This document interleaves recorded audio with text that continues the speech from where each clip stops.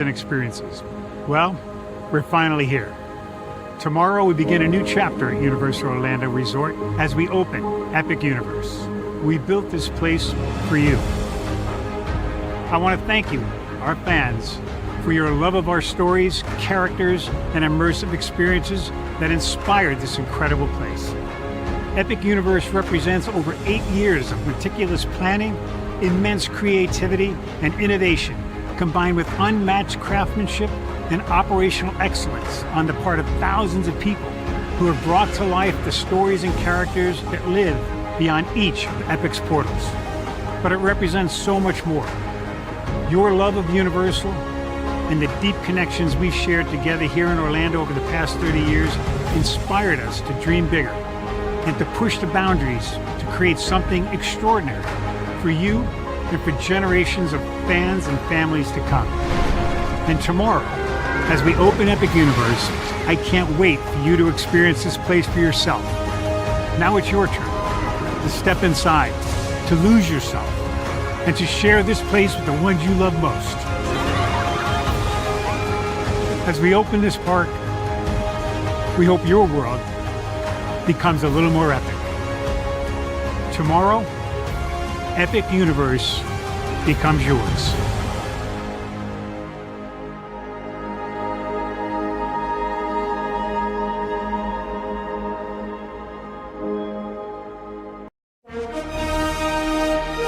Prepare for a journey beyond imagination, beyond belief, beyond anything you've experienced before. Universal Epic Universe, a new theme park where you'll step through extraordinary portals to 5 immersive worlds. Prepare for a cosmic voyage of discovery, an isle of fire-breathing excitement, a shadowy world of monsters and mystery, new wonders in the wizarding world, and a new way to play. Plus the splendor of a magnificent resort hotel overlooking the park. It's all new excitement at Universal Orlando Resort. A week's worth of vacation thrills with 4 amazing theme parks, a variety of spectacular themed hotels, and incredible dining and entertainment. It's all at Universal Orlando Resort, where you'll find new adventures every day. Explore the astonishing worlds of Universal Epic Universe at Universal Orlando Resort.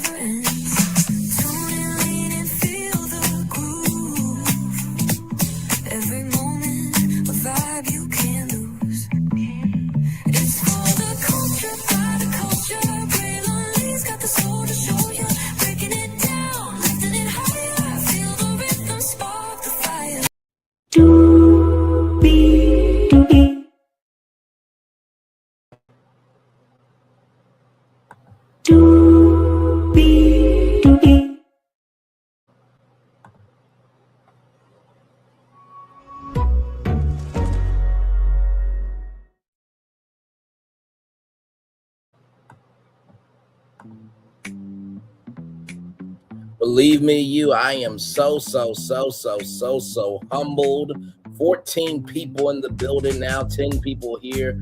Welcome in and glad to have each and every single one of you here. I have to tell you, this park right here that I'm about to pitch to you all, it is bold, it is different, but I think you guys are really going to truly love this thing as much as I do. I had to really think about the magic of Epic Universe, and so of course we are here for that. So with that being said, let's make it do what it do.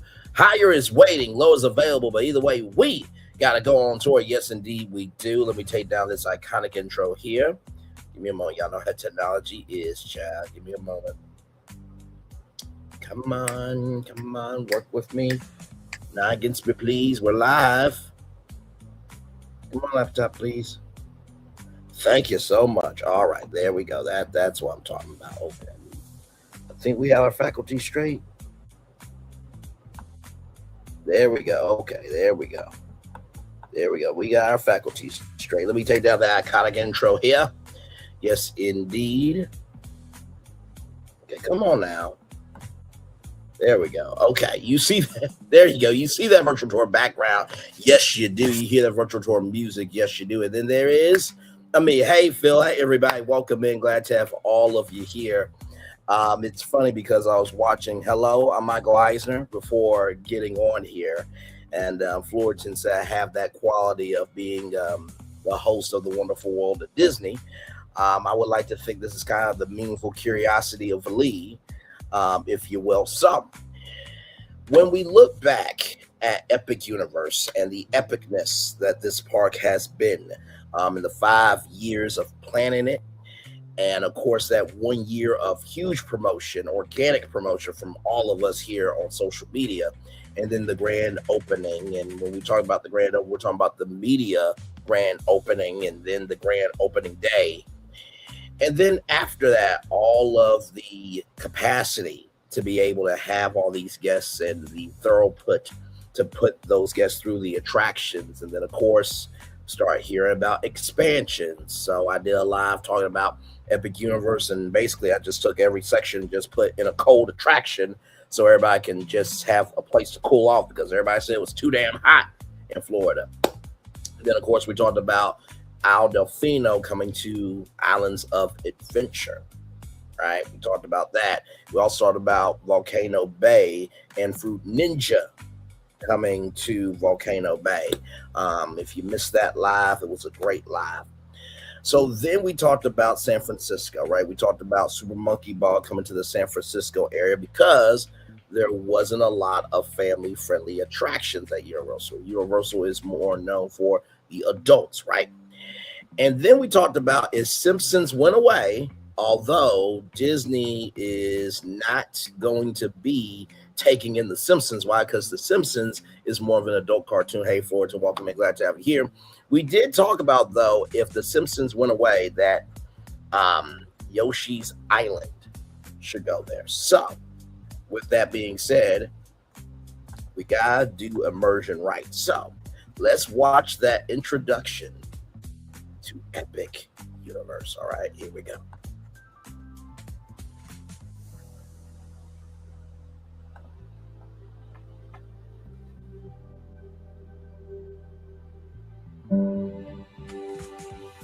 Over my 35 years, I've often been asked what my favorite ride is. My standard answer is the next one. We live by the ethos that the next thing we do is going to be better than the last thing we did. So even though we've created some really incredible experiences, we're always looking to how do we make the next one even better? And it really starts back with the origins of our business back in 1964 with the world famous Universal Tram Tour. And from there, we expanded and built the first standalone park at Universal Studios Florida, which really became about riding the movies. And that was an invention of Steven Spielberg, taking them into those stories, not just the attraction experience, but blows it out into entire worlds. Hello, Gunther, welcome in. And the challenge became, what can we do next? Where should we be if nobody tried to find out what lies beyond? Have you never wanted to do anything that was dangerous? You never wanted to look beyond the clouds and the stars? We went to the fans and we asked them, and the answer was pretty compelling. Give us more of your great storytelling, more of the immersive environments, and do it in the most visceral manner possible. Universal Epic Universe is comprised of 5 incredibly themed worlds, and in those, over 50 unique, compelling experiences.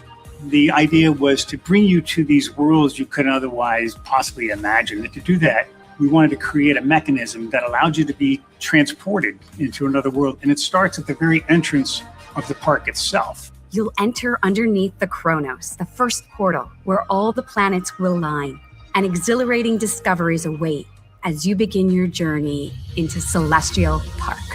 Celestial Park is a world in and of itself, where fans have come to seek the ultimate adventure. It's where we put the park back into theme park. It has beautiful landscaping, incredible water features, amazing dining experiences, fantastic shopping opportunities, and 3 spectacular attractions. Constellation Carousel, a cosmos-inspired carousel unlike anything you've ever seen.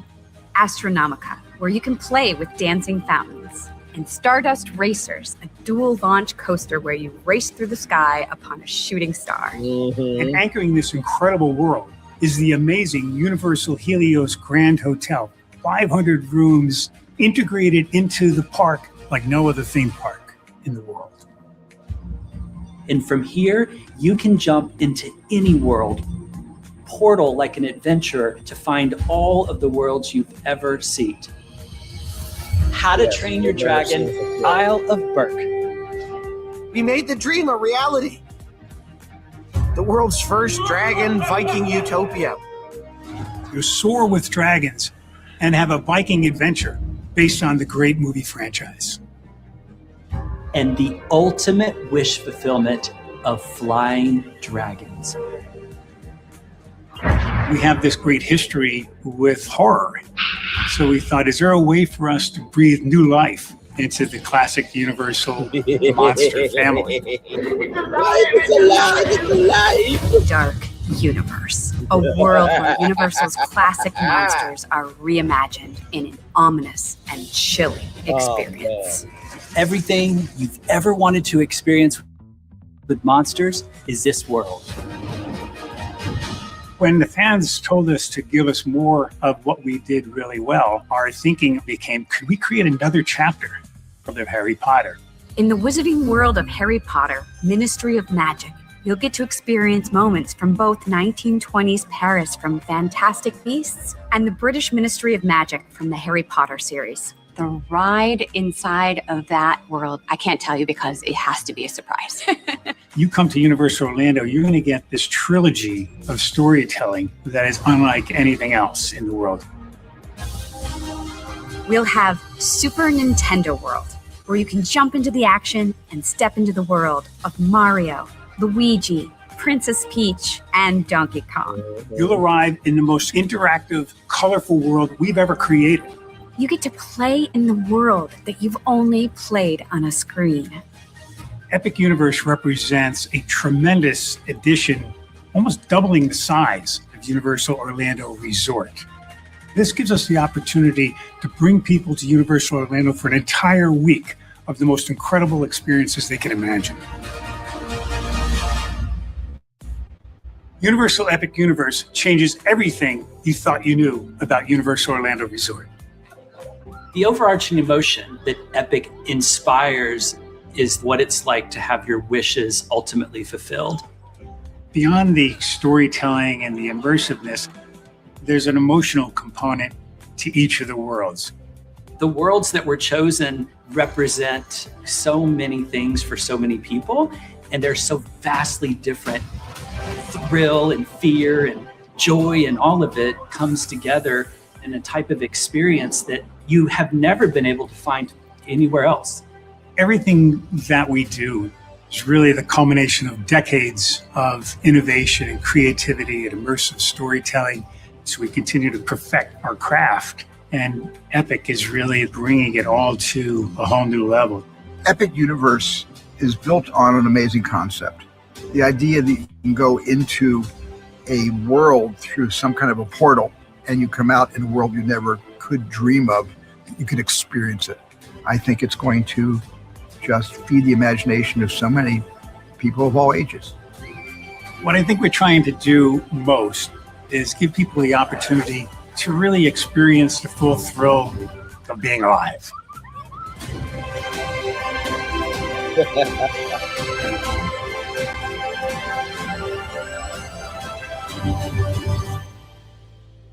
Still one of the most moving trailers I have ever seen for a theme park in quite a long time. So when you look at that trailer, you think about the history of Universal, you think about the magic and the magnitude of Epic Universe and what it means to be able to go into a world of video games and be that player, and then to be a Viking and ride on dragons and believe that fantasy can be real, and then to go into, a magical version of Paris where the spell you cast can bring good or evil, right? You being in control of that, then facing your fears with monsters, and then flying high upon a shooting star in Celestial Park on Stardust Racers.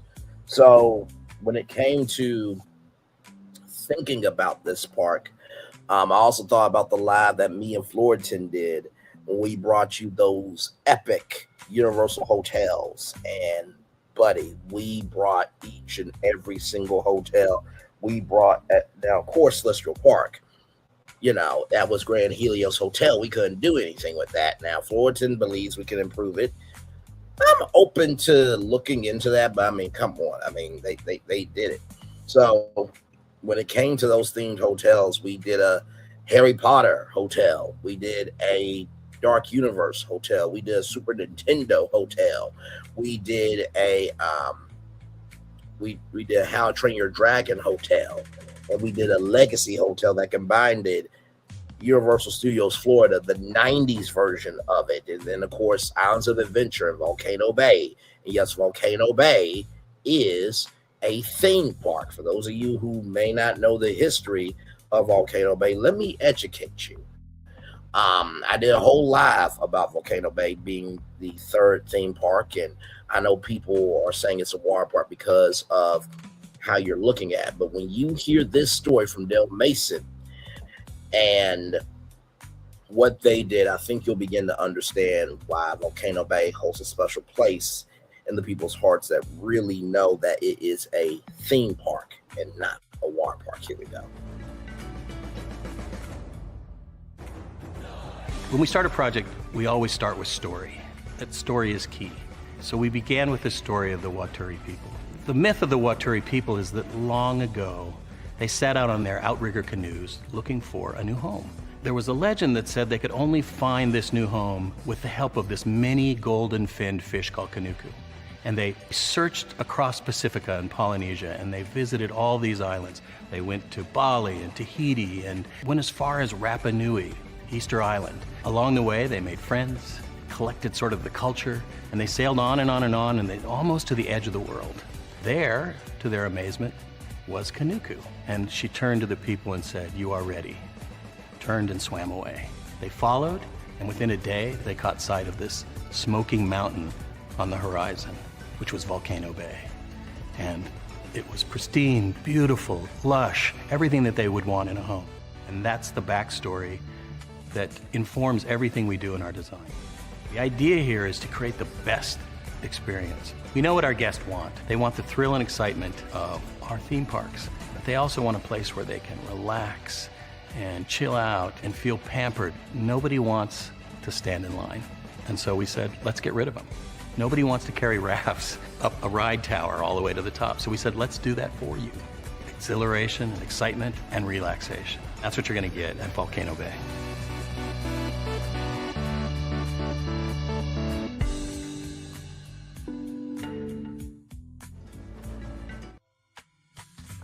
So as you can see, they said their third theme park, surprises, right? So I think we can just all move accordingly with intelligence and being smart and being responsible for what we say.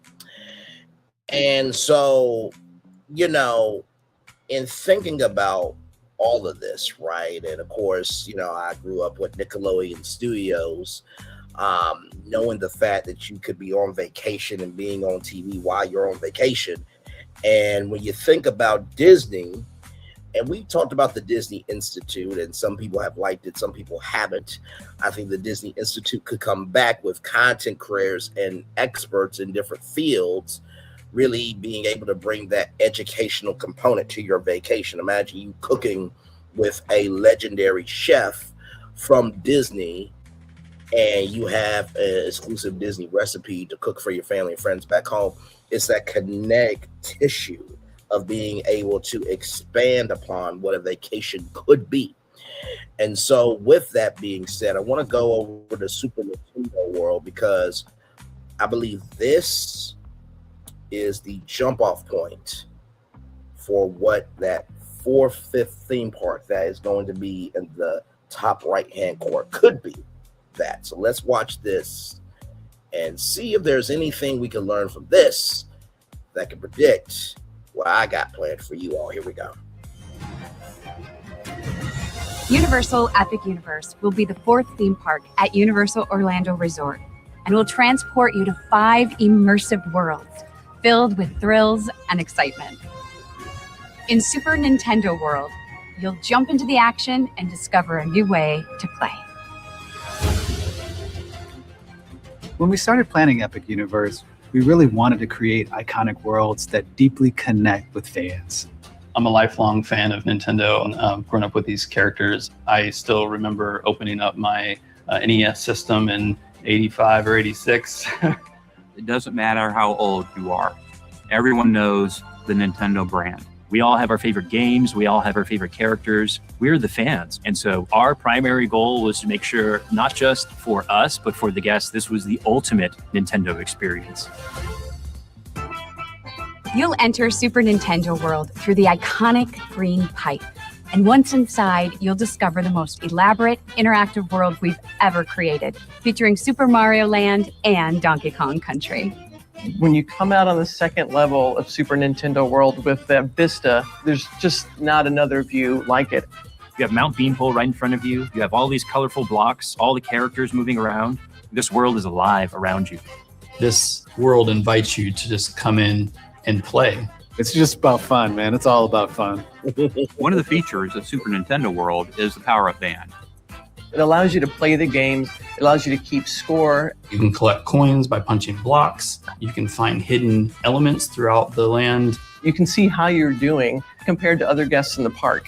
There's so many places to look and to be engaged. You just get engulfed in it, and then you're like, okay, so what's the first thing you want to do? If we were going to do anything with Nintendo, there were a handful of things that we had to touch on, and Mario Kart was one of them. Mario Kart Bowser's Challenge is Bowser challenging Mario in a winner-take-all race, and you, as the guest, get to join them on this race through courses all selected from the Mario Kart gaming world. This ride is extremely innovative. We use augmented reality technology to bring this race to life in such a fun, visceral way. You can look at the characters, they look at you, you can throw shells at characters and change the outcome of the race. You can see all the beautiful scenery, and you also get the gameplay that's going on the image. It melds that game world into that real world. Everything in this world is designed to fully immerse you. The sights, the sounds, the food, the attraction. Let me go back for a minute. Because I believe, hold on. So you see these things right here? See these things right here? If you go up to the second level, right? Those are augmented reality, viewfinders, right? You see them at like very big attractions like the Grand Canyon. You can literally see Koopas inside the park. So don't know if y'all know about that, but that's a little Easter egg. Let's keep going. Sounds, the food, the attractions. I love Yoshi. We couldn't do anything without bringing him along. Yoshi's Adventure is a family ride, which is just too cute for words. We're joining Yoshi in exploring Mount Beanpole in the search for 3 glowing eggs. It's a fun, colorful, interactive ride the whole family will love. You'll see incredible views of the world that you're not going to see anywhere else. Yoshi and Mario Kart, they're so iconic. Donkey Kong is one of the original icons, and we certainly couldn't do a Super Nintendo World without including him. Donkey Kong Country is a completely different landscape from Super Mario Land. You're exploring through very lush jungle with rhythm and music. But the land really comes to life. When you see the mine carts coming through the land, it really looks like it's a runaway mine cart. Minecart Madness gives guests an opportunity to join Donkey Kong and Diddy Kong. It's a coaster that has jumps, turns, leaps, dips, dives. It's got the most innovative technology inside of it to make us feel like we're actually jumping the track. There are 0 screens. It is all real show. It is all real thrill. It will blow their minds on what we were able to turn into a real life experience. When I see Super Nintendo World, what I see is the future of immersive experiences, where it's the gaming world and the real world being able to finally join together all around you. I think this place is going to allow so many families to connect and bond over these timeless video games. To me, I think that's why theme parks matter. You could go there 20 times and you will always find something new every single time. You got to come here and you have to see this place. Super Nintendo World is going to bring so much joy to our guests and is one of the reasons why Universal Epic Universe will be an amazing theme park experience. I mean, you want to talk about getting people excited. I tell you, every single time it was a drop of content, it was like a family gathering of, all right, everybody got the popcorn, everybody got the tequila, let's watch. And so, with that being said, this map right here,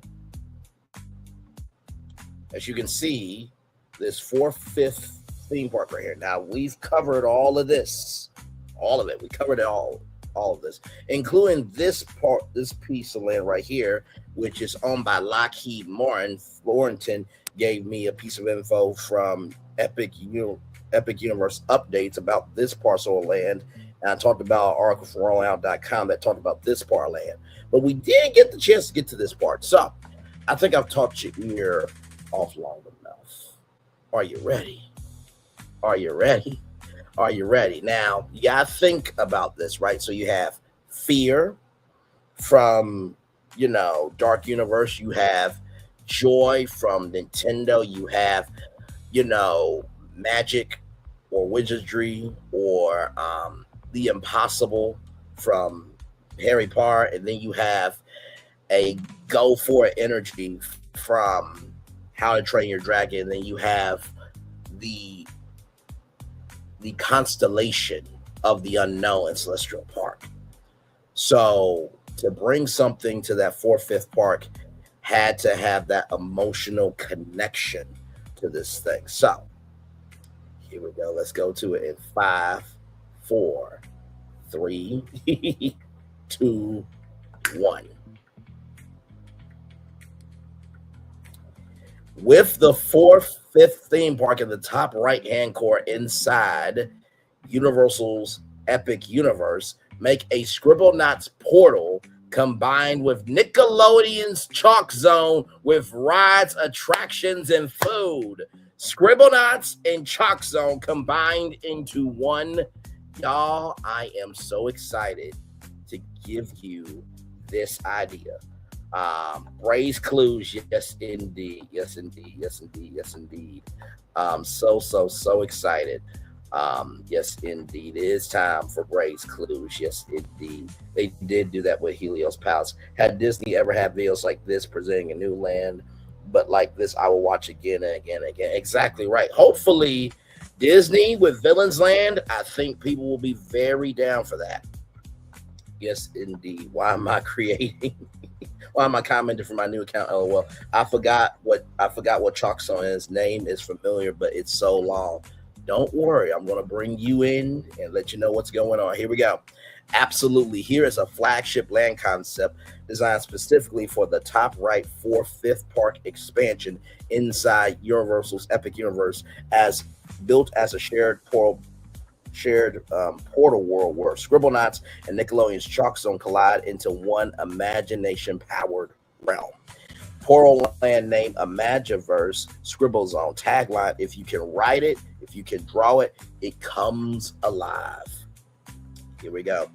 A Connect hand-drawn world where the world's Scribblenauts and drawings from Chalk Zone literally shape reality. So for those of you who do not know what Scribblenauts is all about, don't worry, I got you, okay?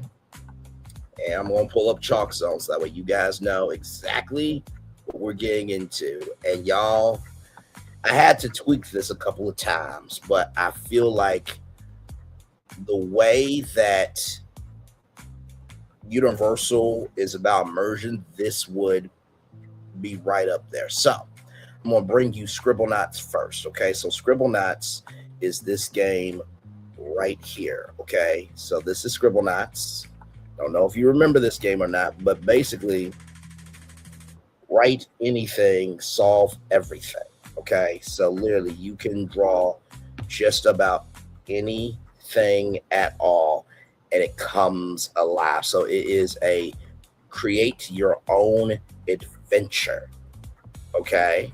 All right. Not to mention they have Scribblenauts Showdown on the Nintendo Switch. So this is still a huge platform for this. Now, of course, you know, some people could say, well, what about Animal Crossing? Well, I already have an Animal Crossing Cold Zone in Epic Universe. This is taking something that is completely original and giving it a new life. And then for those of you who may not remember Chalk Zone, this guy right here, Snap, yes. And Rudy, he had a piece of chalk that allowed him to go into a whole world where anything and everything can happen. This cartoon, one of my all-time favorite cartoons, only 4 seasons, but a very memorable season. So wait till you see how we are going to combine this cartoon with this video game. Let's get into it. Oh my God, I am literally so excited. Okay, here we go. Portal arrival entrance. Guests enter through a giant living notebook page torn open by chalk drawings. Left side, floating handwritten words forming objects mid-air. Right side, chalk sketches animating themselves. The portal activates when guests write or draw on interactive walls, triggering environmental changes, lighting, sounds, characters appearing. So the rides and attractions. So Scribblenauts Write the World, a trackless dark ride, e-ticket ride. Guests ride through blank storybook worlds. At key moments, riders choose words via gesture or touch panels. Dragon versus robot, happy versus evil. The environment instantly transforms based on selections, massive replayability. Finale, every rider's choices combine into one chaotic, hilarious ending. Then, of course, with Chalk Zone, Rudy's runaway sketch, family coaster, indoor-outdoor hybrid. Rudy accidentally draws a monster that escapes the Chalk Zone. Guests race through chalk tunnels, erasers, and half-finished drawings. Track appears hand-drawn beneath the coaster. Animated chalk dust trails follow the train. Maxwell and Rudy's Imagination Lab, interactive walkthrough at mini games. Kids and adults draw characters on digital chalkboards, write adjectives to give them powers. Creations appear as augmented reality characters roaming the land for several minutes. So imagine you make the characters, and then through your phone you get a download, and then you just, as you're walking, your characters you create are in the ScribbleZone. I know. The Chalk Zone portal jump, drop tower motion platform. Guests fall between the real world Chalk Zone and Scribblenauts pages. Walls transform mid-drop from notebook paper to chalkboard to neon sketches. Live entertainment dual jam live, a high energy street show. Performers ask the audience for a noun, Scribblenauts, and a drawing prompt. Chalk Zone characters are created live on massive screens and then break out onto the stage. character encounters Maxwell roaming with his notebook, Rudy Batubi popping out of chalk walls, creatures that erase themselves and then reappear elsewhere. Food and dining, the Eraser Cafe, chalk-themed comfort food, white pizza, dusty fries, milkshake chalk powders. So if you guys remember from Burger King way back in the day, they had these things called Shake 'em Up fries, and I loved them so much. And they taste so fucking good. But basically, imagine you begin to dust your fries with different, food flavors. So kind of think about nacho cheese and cinnamon sugar fries. Like, yeah, we're really digging into this, okay? Tables double as interactive drawing surfaces now. If you're thinking about Animator's palette on the Disney Cruise Line, I cannot confirm nor deny that, but it exists. Moving on. Adjective snack stands themed to Scribblenauts adjectives: spicy, giant, frozen, and rainbow. Food changes color, size, or steam effects based on theme. Rudy's chalk treats, hand-drawn dessert presentations, chalk-style churros, erase and redraw ice cream, 2 layers that you scrape to reveal flavors. Retell the Living Notebook, custom Scribblenauts notebooks, guess write a word prod animates on shelves. Augmented reality previews of creations. Chalk Zone Supply Co. or Company, premium chalk sketch pads, apparel, digital chalk portraits of guests, limited edition crossover merch, chalk drawn Maxwell, Word, Red, Rudy, and not to mention Snap, Rudy's best friend, and everybody in Chalk Zone will also be walking around. The Scribblenauts will be walking around. This is a living, breathing masterpiece based on the power of your imagination. Scribbling and color make this land come alive, this world, this portal come alive. Land design and immersion buildings look unfinished, sketched, or half colored. Anime eraser smudges move across walls, words float above rooftops and rearrange themselves. Chalk drawings crack, peel, and reform dynamically. Why this works in Epic Universe: perfect 4th-5th park identity, not IP specific. Creativity itself is the intellectual property. Appeals to families, gamers, millennials, and Gen Z nostalgia. Endless seasonal overlays, holiday chalk, spooky adjectives, and neon summer mode. So let's keep going.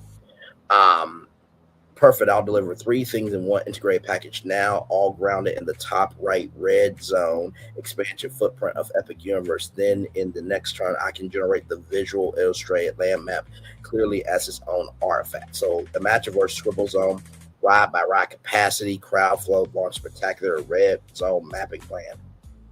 So number 1, ride by ride capacity, crowd flow plan, attendance assumption rather, peak day park attendance 45,000 to 55,000 guests. Target land capacity 7,500 guests to 9,000 guests. Hourly throughput goal 4,800 guests per hour. Attraction breakdown: Scribblenauts Ride the World e-ticket anchor located in northern curve of the red zone deepest pool. Ride system: trackless dark ride, vehicles 6 guests per vehicle, dispatch every 12 seconds. Hourly capacity 1,800 guests per hour. Queue 70% indoor, 30% shaded outdoor. Interactive riding walls absorb dwell time. Crowd strategy: acts as the primary demand sponge, positioned farthest from the land entrance to pull guests inward. Chalk Zone Rudy's Runaway Sketch, location east edge, hugging lagoon green buffer. Ride system: indoor outdoor family coaster. Trains 16 guests, dispatch every 90 seconds, 1,000 guests an hour. Crowd strategy: visible kinetic energy draws guests deeper. Outdoor section doubles as visual marketing for nearby lands. Chalk Zone Portal Jump, central vertical icon. Ride system: drop tower motion hybrid. Vehicles 12 guests. Cycle time 2.5 minutes. Hourly capacity 600 guests per hour. Crowd strategy: compact footprint, high visibility, exit midday overflow traction. Maxwell and Rudy's Imagination Lab, located near land entrance. High turnover, walkthrough, interactive mini games. Hourly capacity 900 guests an hour. Average dwell time 12 to 15 minutes. Crowd strategy absorbs families, prevents interest bottlenecking. Dual Jam live street show zones, Central Plaza plus roaming characters. Show capacity 300 per performance, 4 to 6 shows a day. Crowd strategy, flexible crowd redistribution, can be deployed dynamically during congestion. Hourly capacity, right the world, 1,800 guests an hour. Rudy's Runaway Sketch, 1,000 guests per hour. Portal Jump, 600 guests per hour. Imagination Lab, 900 guests per hour. Street Shows and Flow, 500 guests. Total, 4,800 guests an hour. So, meets peak Epic Universe standards. Number 2, land-wide crowd flow strategy. Flow principles, push-pull design, no dead ends. Every major path loops back into a plaza. Flow loops out, outer loop, coaster, food, retail, inner loop, dark ride, drop tower, show plaza, emergency bypass path, concealed as erase, chalk alley, bottleneck prevention, food location, placed between e-ticket exits, interactive wall, show walking speed, potentially multiple visual fake entrances to disperse cluttering, launch event spectacular, the Great Imagination Ignition, opening moment night 1, park-wide blackout, giant notebook page projection on Central Tower, chalk lines crawl across the land. So imagine orange, yellow, green, blue, every color just going where it needs to be, and you're on the land, and so the chalk is like going under your feet. Interactive countdown, guests are prompted via app and live host to write a word, draw a shape. These inputs feed into a live generative animation engine. Ignition, the notebook rips open, chalk drawings explode into color, drones swarm forms Maxwell's notebook, Rudy bursting through a chalk wall, multi-zone effects, confetti, chalk burst, projection mapping on all facades, fireworks that draw themselves mid-air, final phrase, across the land, imagination is now open, post-programming, limited time founder adjectives, exclusive merch, nighttime, chalk glow overlays, red zone expansion footprint mapping, top right Epic Universe zone utilization, north curve deep red zone, Scribblenauts right the world, large show building disguised as clip notebook cliffs, east edge water green buffer Rudy's Runaway Sketch Coaster Lagoon interaction moments, central spine, portal jump vertical tower, dual jam plaza, south entry edge, imagination lab, retail food courts, high capacity guest absorption rather, back of the house shared with Epic Universe logistics, hidden behind blank page berms. Why this perfectly works here. Night high capacity without visual bulk, nighttime spectacle visible across Epic Universe, modular for future expansion, seasonal chalk zone, Scribblenauts downloadable pack, Worlds DCL Worlds, original IP synergy without franchise fatigue. And here is the map. Okay, I know. Let's look at it. I know. So Scribblenauts right, the world would be right here. Eraser Cafe. So you have Eraser Cafe right here. Then you have Chalk Zone Sketch, which is somewhere around here. Oh, here it is, the Chalk Zone Sketch right here. As you can see, you got Adjective Snacks, Maxwell and Rudy's Imagination Lab, Rudy's Chalk Treats. So you see everything has a place there. Then you got Dual Jam right here. This would be the main zone there. The Chalk Zone Portal Jump, which is right there. Yeah, I know. Roller coaster right there. Chalk Zone Supply Company, Eraser Cafe. So this is the actual map. If you can write it, you can draw it, it comes alive. So imagine this being the 4th-5th park. That's why I said there is no way. Hey, GG, good to see you. Just dropped by to say, hey, show love. Just stop by to say, hey, show support. Love you, proud of your early appointment, so you know you are playing in the bushes for that view. Love you right back. Thank you so much. I appreciate you very, very much. Yes, indeed. Just to show off, I guess, congrats on the name change, what to call myself. Wait, when did you guess this? You didn't guess this. You did not guess this. Thank you. Will you finally convince Disney to do Mary Poppins in the Chalk Art World? Well, listen, I gotta know what it is in order to pitch it. But this here, sincerely, it is everything that Universal needs. It is completely different than anything that they have. I mean, this holds its own. Just imagine the little kids going to this and being like, oh my God, I colored this world. Like, this is mine. And the reason why this is so different than the others, because all the others are built already, right? The colors are there. The characters are there. The concepts are already formed. But here, this is your world where, yes, you know, the setting is there, but everything comes alive by your decisions, right? So right here, the official announcement. Now, this is not an official announcement, okay? But just saying, Universal Orlando Resort unveils ImagiVerse ScribbleZone. Or you see that ScribbleZone right there. A new park level destination where worlds and drawings come to life. Universal Orlando Resort today, not today, this is just a pitch here for this, announced ImagiVerse ScribbleZone, a groundbreaking new destination coming to Universal Epic Universe, a world where imagination is no longer limited to the page, but lives, moves, and evolves around every guest, blending the creative freedom of Scribblenauts with the kinetic energy of Nickelodeon's Chalk Zone. ImagiVerse ScribbleZone invites guests of all ages to write it, draw it, and watch it come alive through next generation attractions, immersive environments, interactive dining, and live entertainment, located within the top right expansion zone of Universal's Epic Universe. ImagiVerse ScribbleZone represents Universal's most interactive theme park experience ever. More interactive than Super Nintendo World. You know that's a high bar to reach. Where guest creativity directly shapes the world around them. Highlights include Scribblenauts Right the World, a revolutionary trackless dark ride where guests change the story in real time using words. Chalk Zone Rudy's Runaway Sketch, a family coaster bursting from hand-drawn worlds into reality. The Chalk Zone Portal Jump, a vertical thrill ride that drops guests between dimensions. Live entertainment, interactive labs, and dining experiences that transforms before your eyes. This is not just a land, it's a living canvas, saying Universal creative leadership. ImagiVerse ScribbleZone turns imagination into a superpower. ImagiVerse ScribbleZone will open with a one-night only launch event, unlike anything ever staged at a theme park. So the launch event spectacular, the Great Imagination Ignition, a fully synchronized park scale storytelling event. Phase 1, quiet before the canvas, T-minus 30 minutes.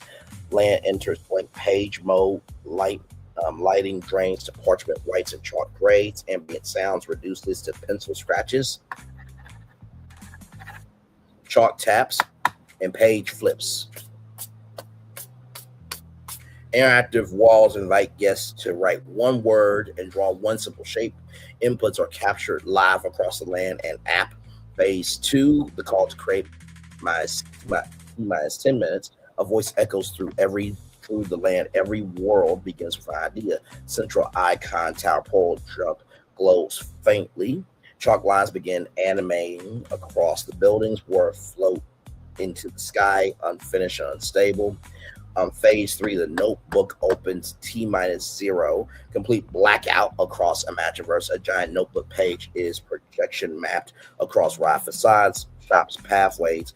The page begins to tear open with sound and light. Phase 4, imagination ignition. T plus 2 minutes. Chalk drawings burst into full color. Fireworks ignite and hand-drawn strokes.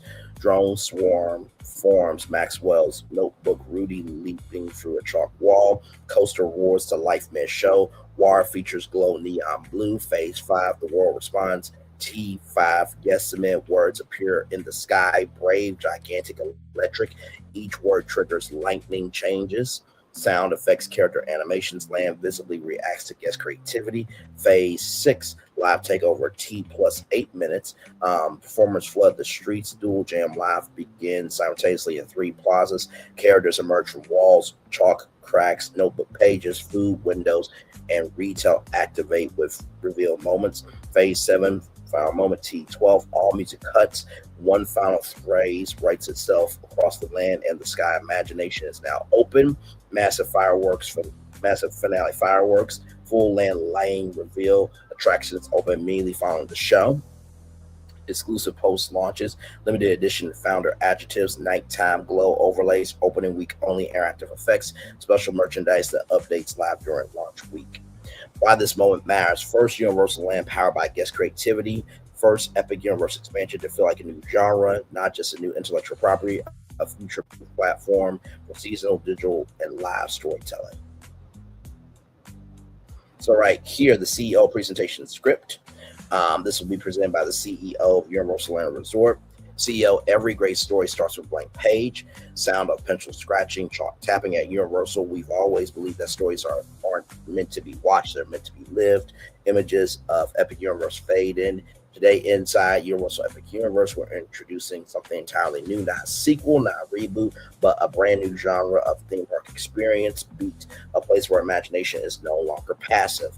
ImagiVerse ScribbleZone, inspired by the limitless creativity of Scribblenauts and the archaic fun of Chalk Zone, ImagiVerse ScribbleZone gives our guests a power they've never had before. The power to write it, the power to draw, and the power to bring it to life.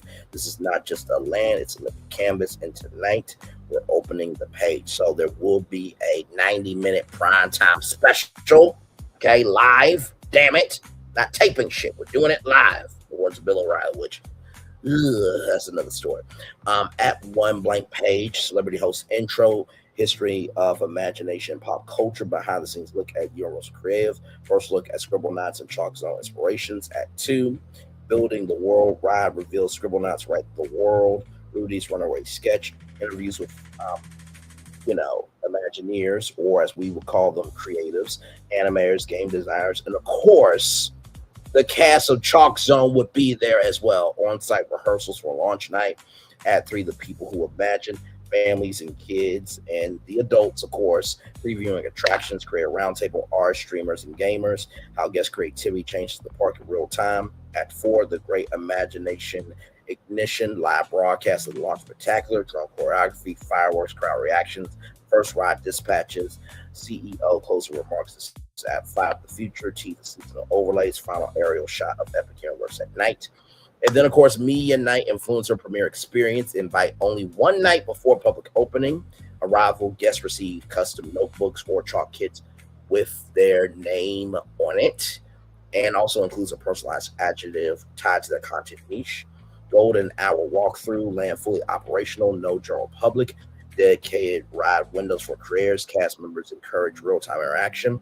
Creator moments, live dual jam where influencers submit prompts, on-camera interactive reveals, dedicated filming angles and lighting zones, exclusive mini spectacular showing version of the mega ignition. Influencer names or words appear briefly in projections on Imagine Florentine, Phil, Braylon in the sky. Like, imagine that. All the content creators' names and what names or words or what they submit in the sky. Embargo lists at midnight. So all the content that you've been able to, make it do what it do. So you'll create content, you'll submit Universal Creative, and then Universal Creative will launch the content on Facebook, Twitter, Instagram, YouTube, TikTok on that night at midnight. I know, right? So real content in real time given to the culture in the timeline that they see it. Media only merch founder edition, notebooks, glow, chalk apparel, first one ScribbleZone collectibles. So first day guest guide, park map legend, ImagiVerse ScribbleZone. Welcome to ImagiVerse ScribbleZone, where imagination doesn't just live in your head, it surrounds you. Attraction legend, Scribblenauts write the world, choose the words, change the story. So that would be that pin there. Chalk Zone, Rudy's runaway sketch. So a green crayon, a family coaster through a hand-drawn escape. The portal jump there. Chalk Zone portal jump between worlds. Notebook, Maxwell and Rudy's Imagination Lab create characters that roam the land. Dining legend, Eraser Cafe. So there's a sponge there, comfort food with creative twists. Adjective snacks, food that changes size, color, or heat. Rudy's chalk trees layered desserts that you erase and reveal. So that's ice cream there. Shopping legend, the living notebook. write a word, watch it animate, and then another green crayon for Chalk Zone Supply Company, art tools, apparel, and digital portraits. Dual Jam Live with a microphone, audience, Power Street performances, Maxwell, character accounts, Maxwell, Rudy, and Chalk creatures appear randomly. Yes, so the costumes, yes, everybody, yes. Part tips, interact with walls, they matter. Return at night for no effects. No two visits are the same. Your imagination is a part of the attraction. What this set achieves, CEO vision, broadcast ready content, influencer native rollout. Yes, first clarity, franchise expandable foundation. So then, of course, the first commercial and teaser spot. Write it, draw it, live it, 60-second national broadcast digital cinema. Black screen, pencil scratch, chalk tap. A single white line appears. The idea, a child's voice so soft and fierce. What if imagination was real? The line becomes a notebook page. The page tears open into color. Chalk drawings explode into motion. The smash cut words float through air. This summer, a new world opens. The ride's rapid rhythm cuts. Guest ride and scribble knots write the world. Words like gigantic, flying, electric appear. Environment instantly transforms. Coaster, train, bus bursts through a chalk wall. Chalk dust trails behind the train. Music builds with playful, epic energy. The interaction, guests writing on glowing walls, chalk characters waving at kids, food changing color mid-serve, narrator warm, confident. A universal imagination doesn't just inspire the ride, it is the ride. At night, nighttime reveal, fireworks drawing themselves in the sky, drones form a notebook and chalk portal, the land glowing neon from the worlds of Scribblenauts and Chalk Zone. Logo slams on the screen. ImagiVerse, ScribbleZone, super. If you can write it, you can draw it. It comes alive. The call, narrator smiling in voice, only at Universal Orlando Resort. Now open at Epic Universe. The teaser trailer, blank page. Pure white. This is the 30-second one. Pure white screen, no logo, no sound. Then scratch. First mark pencil writes one word, imagine. The word flickers, unstable. The interruption, a chalk line crosses through the word. The screen cracks like a chalkboard. The color bleeds through the cracks. A roller coaster trail, glowing word, a chalk creature's eye opening. A child laughs, echoed. The question, black screen. A whispered voiceover. What would you create if it was real? The reveal, the cracks snap open. ImagiVerse, ScribbleZone coming to Universal's Epic Universe, but a new world is about to begin. Why this campaign works, teaser. Curiosity and mystery, commercial clarity and scale, speaks to kids, families, gamers, and creators. Sells interaction, not IP. Nostalgia positions Epic Universe as next generation, not additive. So that is the pitch. Y'all, that's what I have for y'all. Hey, Linnell, still good to see you. Sincerely, y'all, this one, oh man. Like, have you ever had an idea that you would hope people would like it as much as you did, and so you just kind of breathed through, your thoughts? That's how I felt about this, because I'm like, okay, to take a video game that not everybody knows, and to take a cartoon that was on Nickelodeon, but not everybody remembers it, like the Rugrats did, and to make a whole new genre, that's a daunting task.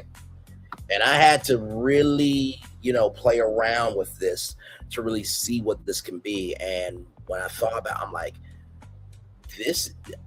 I would just go to chill at nighttime. I mean, and this is why Universal people are asking for the park to stay open at least until like 2 a.m.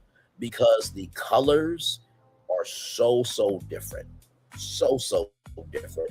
The connections are bigger. And not to mention, it is something amazing when you see that fountain show that's just so spectacular, ending your day. So imagine you know, the ScribbleZone being a part of that fountain show and you seeing all the colors of chalk just going up in the sky. Just, it's exciting. It's nerve-wracking. It's intense. But this is what we do. And like I said, I don't know if this is going to happen. I would hope that, you know, and by the way, it is a Nintendo game, so staying within the Nintendo canon. And of course, Nickelodeon and Universal have always had a great partnership. So I feel like this is the evolution of that. So we're going to take a little bit of a commercial break, and we'll be back with more of Braylon's Virtual Tour Live right after this. Now, with all that I just said for a full hour, imagine that park a part of this.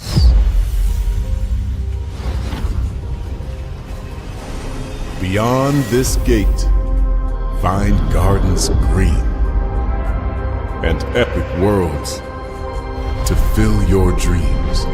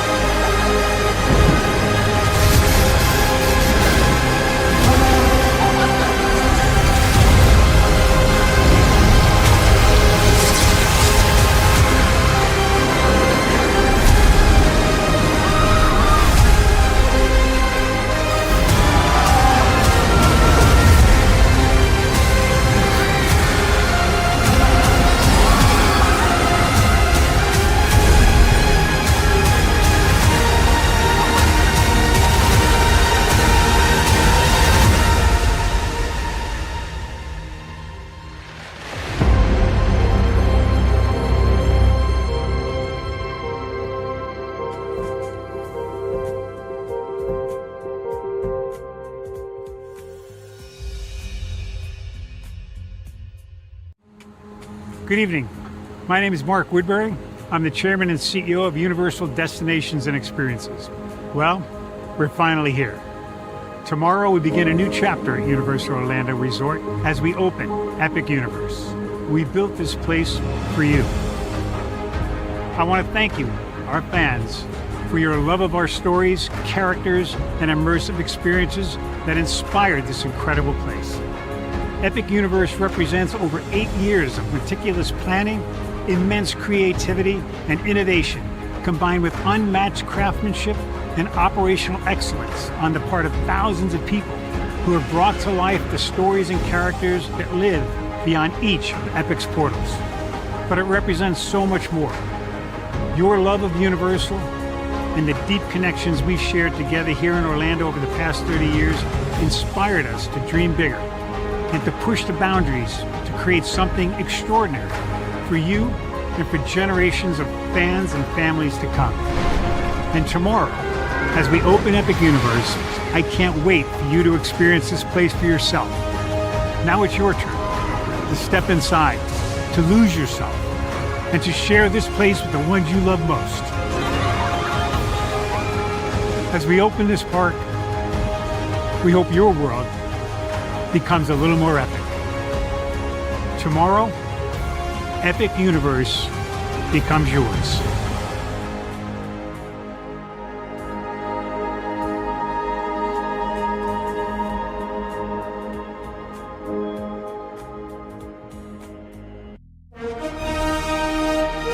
Prepare for a journey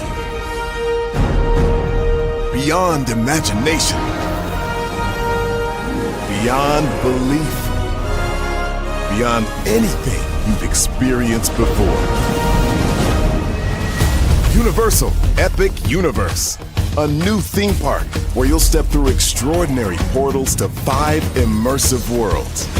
Prepare for a cosmic voyage of discovery, an isle of fire-breathing excitement, a shadowy world of monsters and mystery, new wonders in the wizarding world, and a new way to play. Plus the splendor of a magnificent resort hotel overlooking the park. It's all new excitement at Universal Orlando Resort. A week's worth of vacation thrills with 4 amazing theme parks, a variety of spectacular themed hotels, and incredible dining and entertainment. It's all at Universal Orlando Resort, where you'll find new adventures every day. Explore the astonishing worlds of Universal Epic Universe at Universal Orlando Resort.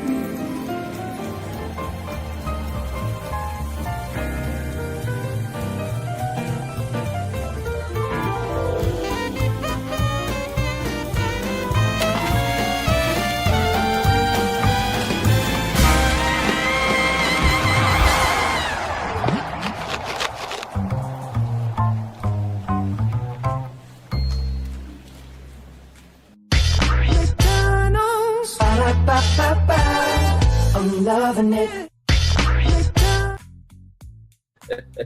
I'm loving y'all right back. Welcome back in the Braylon's virtual tour live. We are live on tour. I can't believe I got through all that without crying in front of y'all.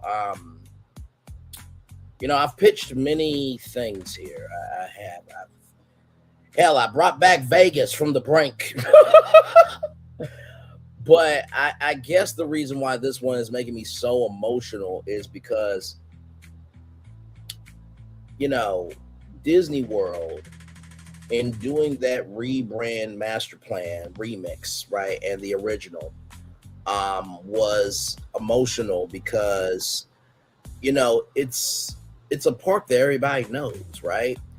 And then when you talk about Disneyland, the Disney's California Adventure, to touch the original that started all of it really is heavy, because how do you touch an original that the man himself, Walt Disney, walked through, right?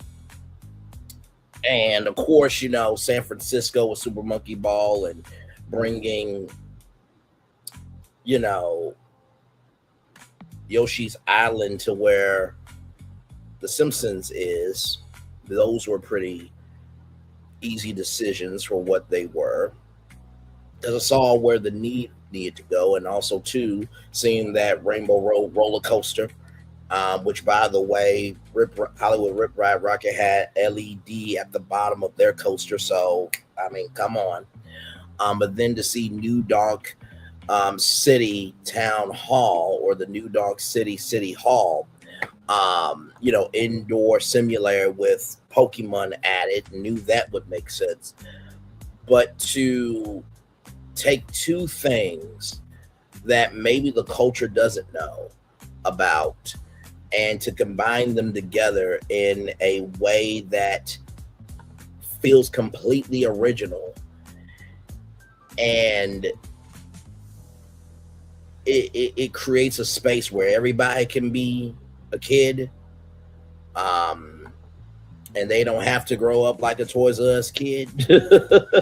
And the world's Chuck E. Cheese where a kid could be a kid. I'm very proud of this one. Very proud, because the rest of them, was just plug and play. But I also had to make sure that the execution of those made sense. But this is taking the 4th/5th theme park, a blank canvas, and create something entirely new from it. And I was extremely nervous because I knew that even though this has not been created yet, I know that the conversations that we create over here, along with BFP Imagineering, they are very heavy, weighty, and forceful concepts that it messes with your brain of how did you add that plus that to make that? It makes you be in a state of wonder. And in the words of Uncle Ben from Spider-Man, with great power comes great responsibility. So with that being said, I'm gonna turn on my camera now, because we done the whole show for over an hour now. Phil and Florton, I don't want this one to be too long, so if y'all want to come up and give your take, feel free. But I probably want to end it maybe at hour 50. No more, no less, because this one was very emotional. But if y'all want to come up, let me know, because I know you guys probably have a lot to say, and I got a lot to hear. I joked with these guys that, y'all not going to be able to guess this. Okay, let me drop the link real quick. Because I definitely want to hear from y'all. I'm turning off my camera so I can rest my face. Because let me tell you something, it took a lot of energy for this one, for damn sure. But yeah, I really truly feel that this one, man, like if Universal took this and made it happen, I would be extremely honored. And yes, I would need to be at the grand opening. I would need lifetime Universal tickets forever, and maybe a job at Universal Creative. That'll be a-okay with me, because as a logistical side, it makes sense. What do you mean by that, my man? If you can give some more context, conjecture, and connection. Welcome in, everybody. We are live on tour. I just pitched a whole new theme park, something that's never been done before. I mean, of course, we know Nintendo has been done before at the Universal Parks, but not like this. Taking a whole game and a cartoon and combining both of those into one world where they are working together to create a brand new masterpiece. It's quite astonishing, for sure. So as I wait for Phil and Florton to come up here and to give their takes on what I've done here, we are just chillaxing here, and thank everybody for coming through. Phil and Florton, thank you so much, and Gigi, love you, and thank you for saying that means more to me than you will ever know. Like I always say, and Gunther, thank you so much as well. Like I always say, just because we're not being seen by everybody doesn't mean we're not being seen by who needs to see us. So yeah, this one was quite an emotional one, for sure. So yeah, so good stuff. Y'all not see the link, or do I need to pin it? Maybe.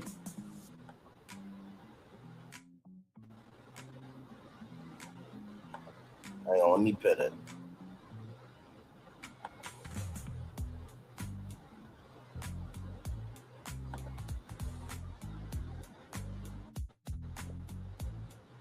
Okay, there we go.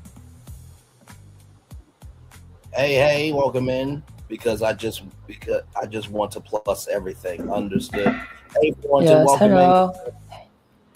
How are you feeling? And what do you think? That this is a complete departure from pretty much everything, because this is a big swing. You know what I mean? I mean, we talk about big swings all the time, but this is really this is kind of old school 90s of let's just go for it, you know? It is. It's very it's very unique. It's very different. Let me bring up the map again here. First of all, what are your overall feelings about this before you get into your review and everything? I'm not familiar much with the brand, but again, you took a brand kind of like you did last time you did with the Hollywood studios, and you turned it into Imagination Wood, and now you took that and you just implemented for Universal. That's how I see it. Okay. I can see that. Although I will say, with Imagination Wood, that was a complete rebranding of that park. With this one here, it really is its own thing. I know why you say that, because of the ImagiVerse, but to combine, a video game and a cartoon that share a kinetic connection and create a world where you really are the artist of this park, because most of the time the park is already created by Imagineering or Universal Creative, but you get to be that for the first time ever, in a fashion that really your contribution really can inspire somebody else to contribute as well. So this one really inspires you. I mean, this one you take it by heart. Is it because, in ways, this is like the very first theme park you've ever created? Yeah, in a way. I will definitely say that, because the other ones, and hey Phil, welcome in, are Universal Creative, but I will definitely say that because in a fashion that really, can you turn down your contribution? I know you're playing me on feedback. Somebody else to contribute as well. So this one really inspires you. I mean, this one you take it by heart. Is it because, in ways, this is like the very first? No, you're good, Phil. Just turn down the feedback monitor. But yeah, I would definitely agree with that, because I think the other ones was really trying to plug and play to see what can be plussed, in the words of Walt Disney. I think I've done a very good job with that, and we've done a very good job with plussing it. But this one is the very first theme park that I've created from scratch, of course, utilizing intellectual properties, but usually with intellectual properties with parks, you never really see a combination like this. So yeah, I think that's why it's so emotional, because this was the first one that I really not only had to think about, but also had to think about the emotional magnitude of execution. Oh, exactly. It's kind of similar to like my Epcot resort. The difference is my Epcot resort, like it became emotional by the revealing of Yes. itself. And this again, this is an amazing map. This is an amazing map. Is that the actual plot where I see highways around the map? Yes. Or is That that is just that corner. wow? So you said this would be a 4th or 5th park, or is there like room for two of them? No. So that top left hand corner is just that top left hand corner. So I'm sure you could probably split it and make 2 parks, but I feel like, to be real with you, like it has the room for a good central idea. And if you really think about what I said about combining 2 intellectual properties, it really is that, combining 2 parks into one with a unifying thing. Yeah, when you said that in the beginning, you were taking two properties and making a whole park. I was like, a whole park with just 2 properties. But for this specific property, since it's to do with chalk and writing and drawing, it pretty much becomes a whole theme. Yes. Phil, do you have any thoughts? Because I don't have much thoughts today. I don't. It's a good concept. Thank you. I'm more interested to learn about this. I'm more interested to learn how you how did you come up with it all together? Well, in the words of a good man, hello, I'm Mike Eisner. I had to the way I started, was through Nintendo. That's our canon for Universal, right? Is the Nintendo properties. And when I thought about Nintendo, I'm like, no, for this park, I don't want to use anything that is current. Now I know that flies in the face of social media and everything having to have having to click for the public to understand it, but I do think sometimes being able to see inspiration in what hasn't been touched is an exciting opportunity.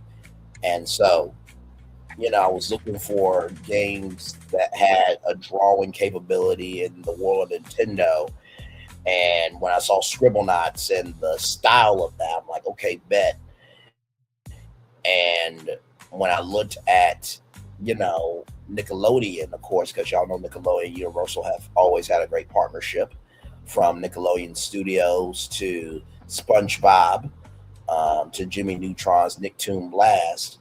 I was like, okay, let me stay within the Nickelodeon universe because of the great partnership, and it would be too hard to work with them. And when I saw Chalk Zone and was just thinking of those two, I'm like, okay, how do you combine this? How does this work? And went off to the races from there.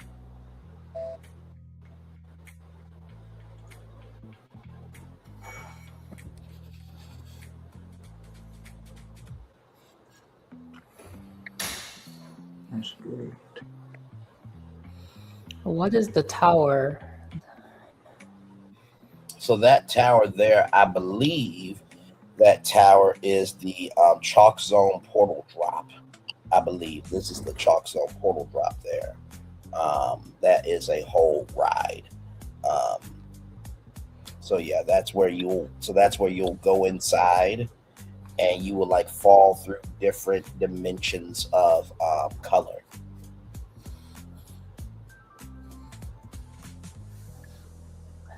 The way this park is unveiled with the concept, with the art, it kind of gives like a sketch of Volcano Bay in a way. A little bit. I will say though, I think Volcano Bay is a lot more tropical. What is your point in it? I get where you're coming from. The lightness and the airiness and the freeness of this does have a little bit of Volcano Bay energy. I get where you're coming from. Okay, so I have a question. So this 4th and 5th plot,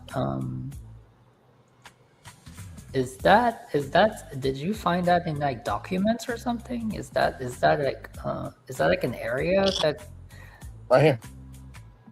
But is that an area that they're pitching to develop? No. So this map here, I found this from the Noble Way, which is another great content creator. So they had this map here, and we've used this map before, Florence, when we did like the hotels and everything. Mm-hmm. We used this map before, but I just never covered this area right here.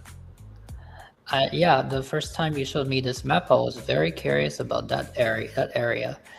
We even discussed about imagining how, for example, if right across from the Ferris wheel, right across, how would if I just brought up that if, for example, if the Ferris wheel right across there in National Drive on the other side of the Ferris wheel, you build like certain Universal resorts, but they were like high rises, so it would bring a new Vegas kind of atmosphere.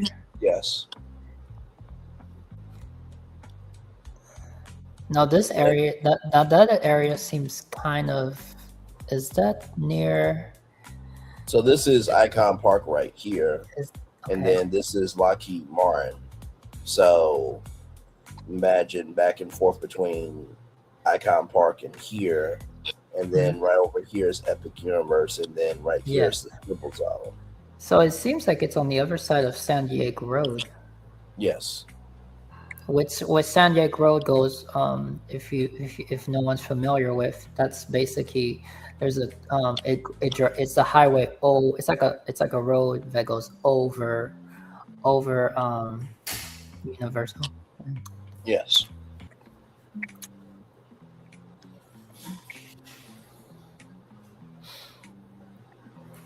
Now, I will say this to anybody at Universal or Disney. The only way this works is if both properties have a unifying thing. You just can't take two properties and just smash them together. It will not work. And I think that's really important because, like you said, Florentin, well, could you combine two parks? Sure, you could combine two parks, but you also have to figure out a connected portal that would make sense where the immersion would be continuous. Yeah, absolutely, yeah. So,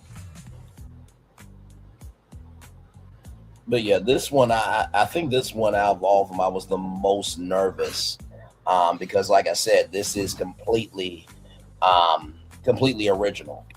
The other ones were plug and play, and I'm proud of those too, for sure, because I think everything that I've done on this channel with BFP Imagineering and also on my own has been great, but this is a completely original from the ground up concept. Yeah, which I understand why you're proud of this one. Yep. Yeah. Well, that's amazing. Well, that's great.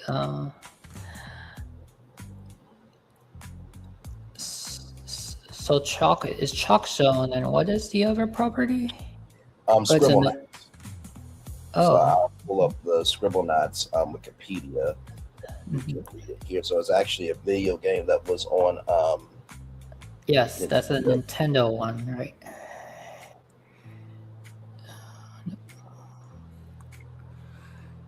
So here it is here.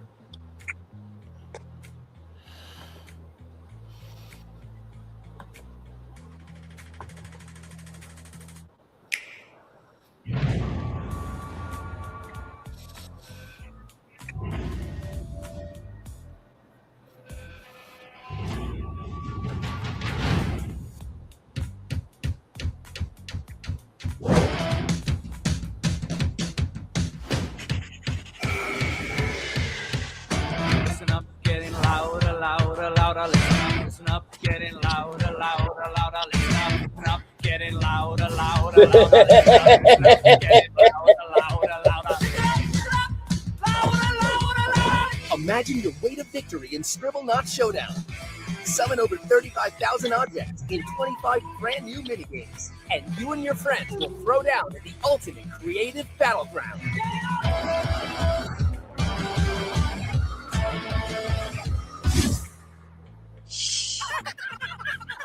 Scribblenauts Showdown. Ready, set, party. Available now on Nintendo Switch.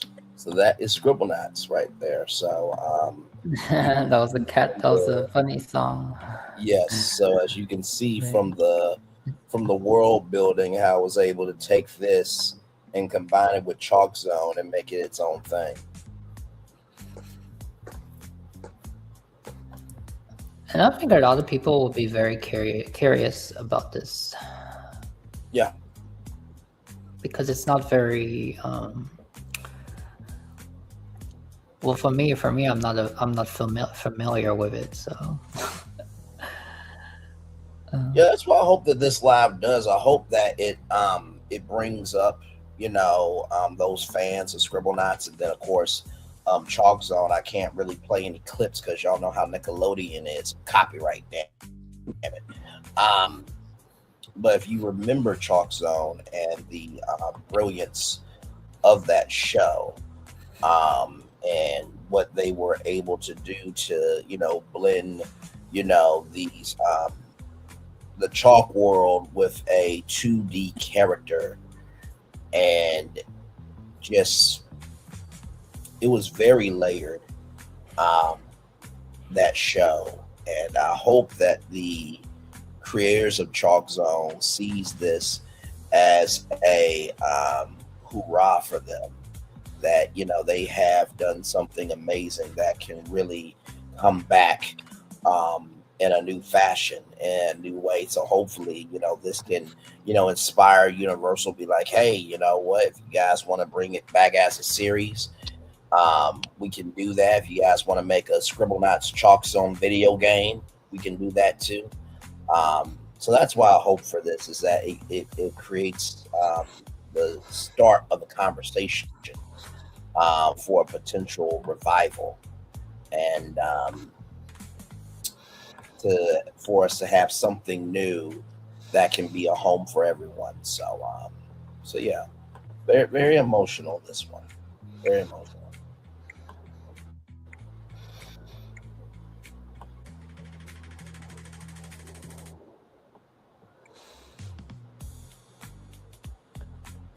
I'm just showing y'all different images because I can't really play any clips, unfortunately. So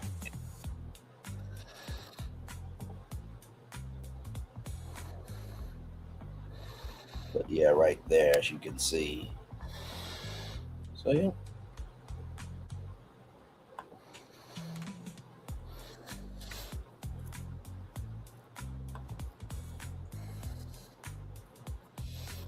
Phil, you good over there, my man? Yeah, I'm doing okay. Yeah. But I learned what ScribbleZone and Chalk Zone is today. Yes.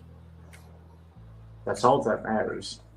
Give the audience the education to knowing what the hell you're talking about. Yes. That the presentation makes sense. Yes. Thank you. And, for the first time ever, we brought up ride capacity in one of the concepts, because normally when it comes to, my pitches and everything, it's usually, okay, what's the property, where does it go and what land, and, go off from there. But with this one, I think it had to have a little more meat on the bone.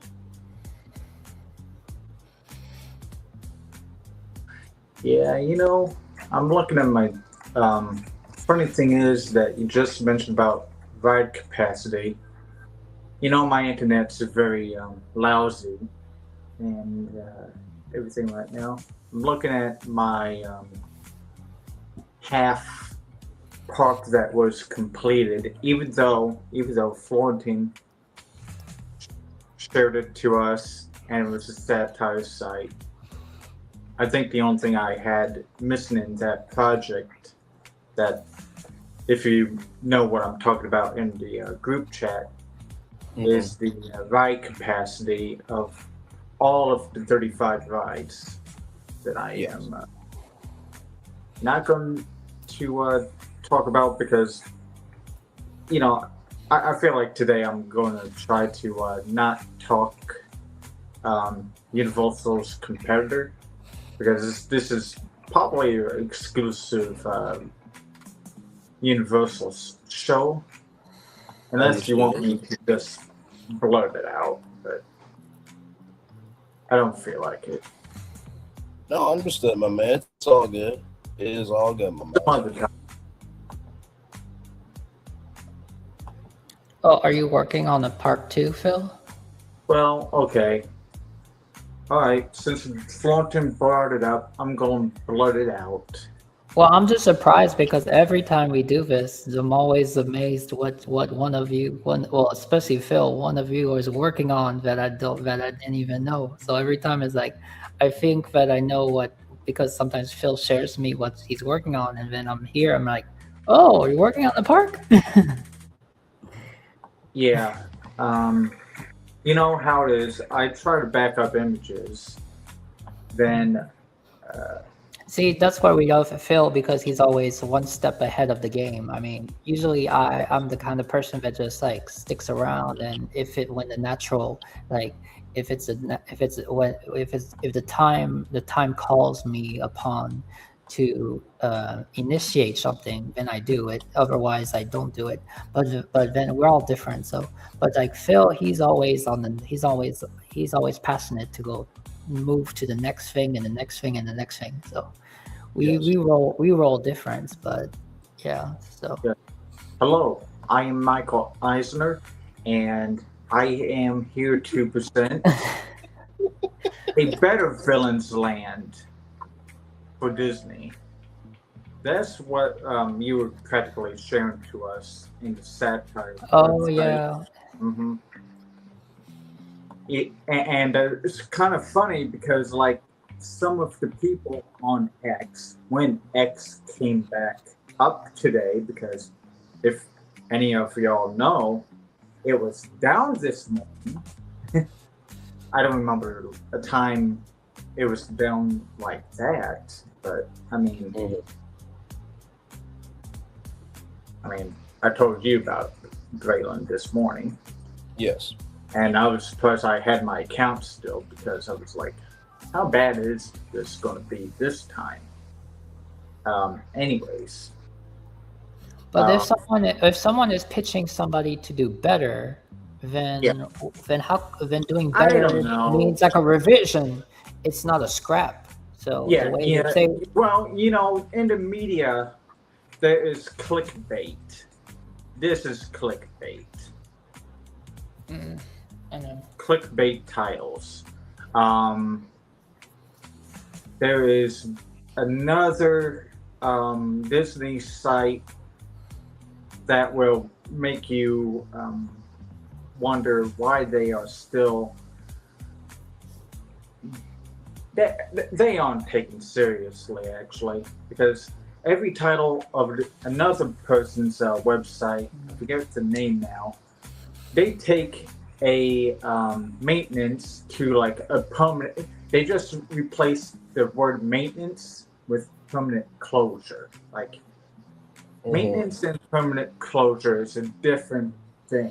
Stop clickbaiting everybody and triggering people. But Florentine brought up, after he shared that article,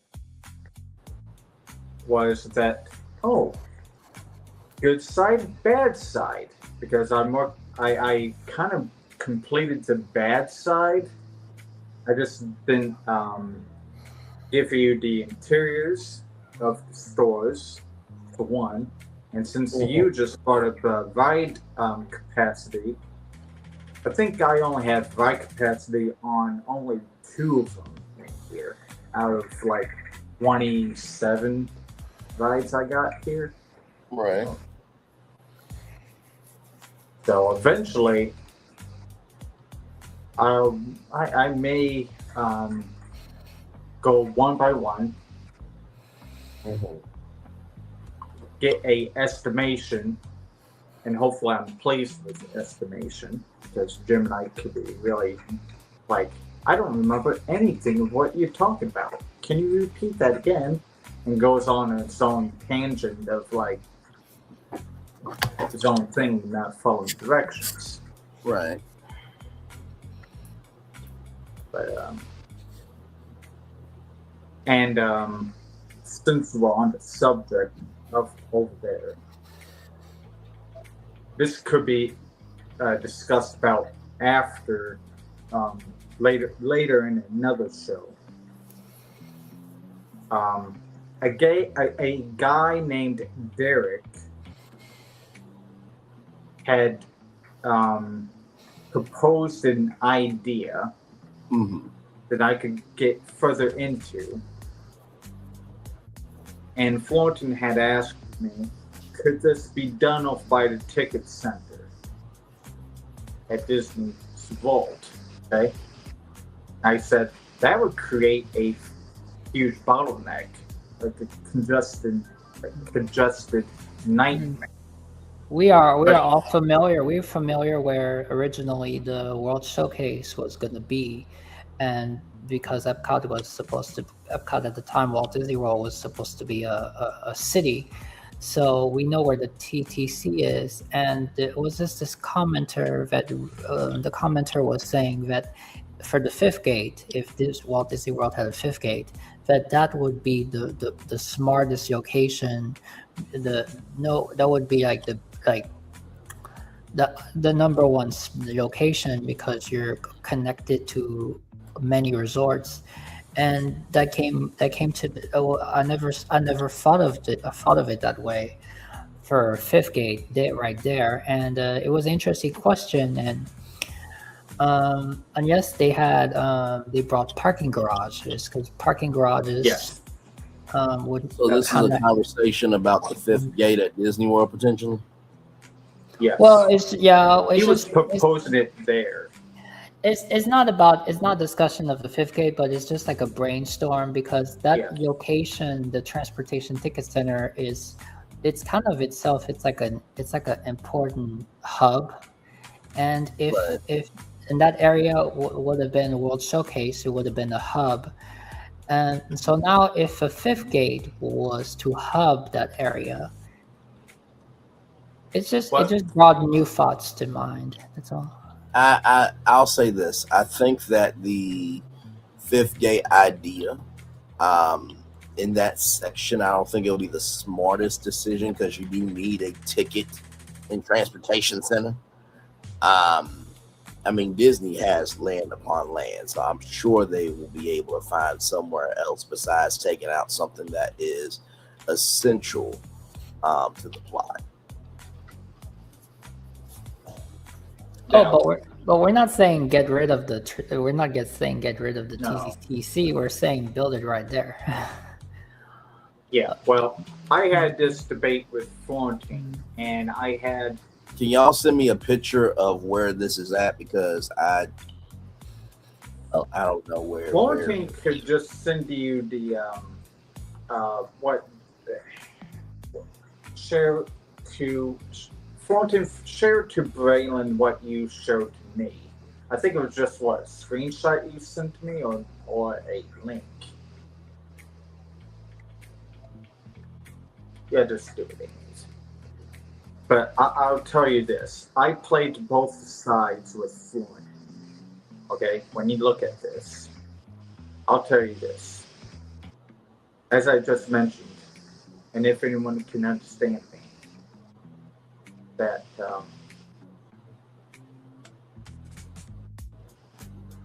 congestion is a problem.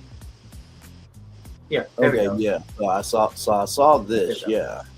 Right there. That is a picture of where they wanted to build the Vault Showcase in the earliest concepts of Epcot.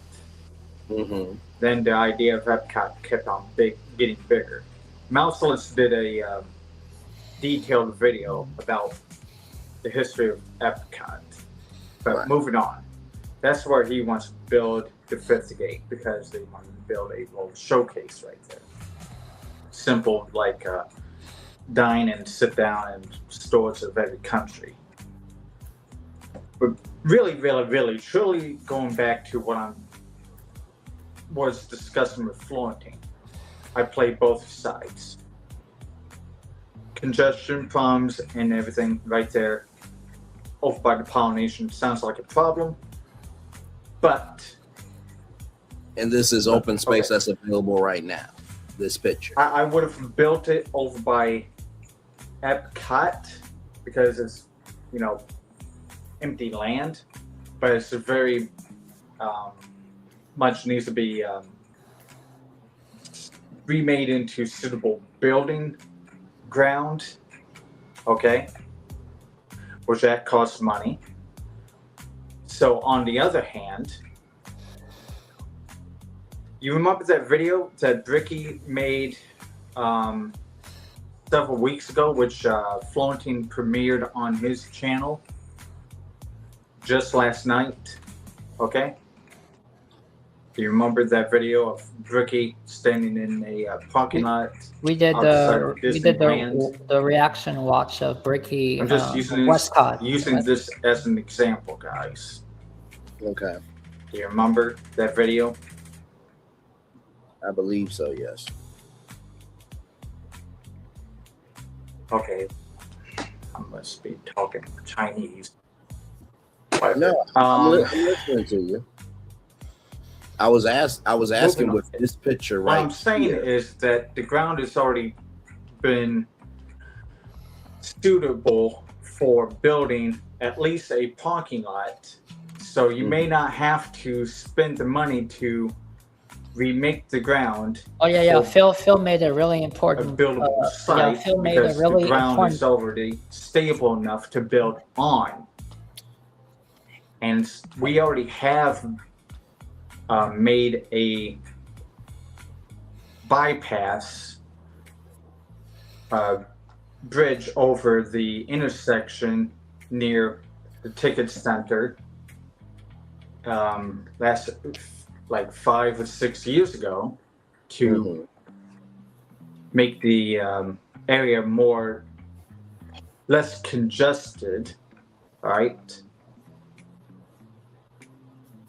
So what I'm saying is Derek could be onto something. I'm just laying it out there. Food for thought. Just an idea. Okay, so basically what I'm getting... something that I can look into. So what I'm getting from you is that there is a simple summary of what I gave, what I told Florentine in the chat. So basically what I'm getting from you is there is a transportation and ticket center where potentially with the space that's there, that could be a 5th gate for Disney World.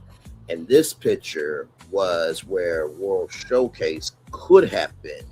This space may or may not be available, but I see the Polynesian Resort right there, and then the Contemporary Resort right over there. That's why I'm doing this. And the space is there is space right now because it's a giant parking lot. It's the giant Magic Kingdom parking lot. So, and Phil made an interesting point because since you have parking lot, that it's more buildable, easier to build on than if you were going to go find a swamp area and have to, level it out, extra sinkholes and all that. And it's interesting because there's a Mouseet video. She's really passionate about the TT Transportation Ticket Center area, but it's not so modern. It's not. You can see this picture is very beautiful because it's whatever they could have built it there. They could have built a resort, or they could have built something. Those views that you would looks the view that you get straight shot of Cinderella Castle, and there's a lot of potential for this area. So this area right here could be a 5th park. I mean, potentially, if this, I don't know if I would want to. Don't know if I would want a theme park in this area, but if it was just a thought, because if you had another theme park here, it would match. You have Hollywood Studios and you have Epcot, and you can park hop by walking. If this was another park, you could park hop from Magic Kingdom to this new park. You could walk to it. No, you definitely could. I think the biggest thing that they would have to do is make sure that if they do this area here, which we're all looking at here, let me get back to you. Hang on, give me a moment.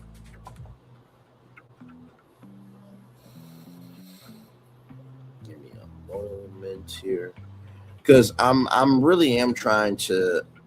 Like I said, I feel like I understand this concept potentially. The biggest thing that I'm seeing here is that you have the Polynesian Resort right there, then the Contemporary.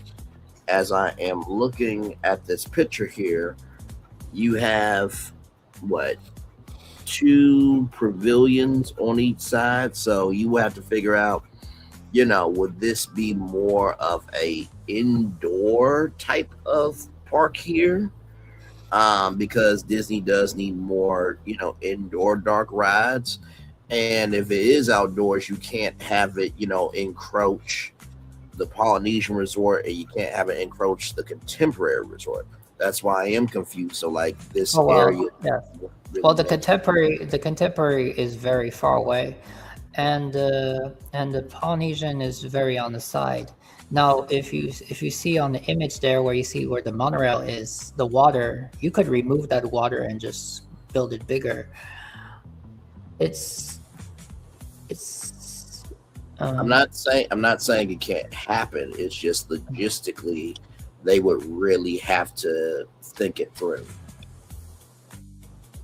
Oh, are you saying that the location from the resorts would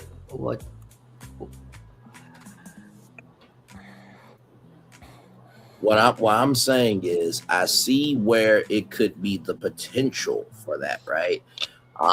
You're staying at the Contemporary or the Polynesian, and you're able to walk right there. You have that park in your backyard, which is going back to the Epic Universe thing, right?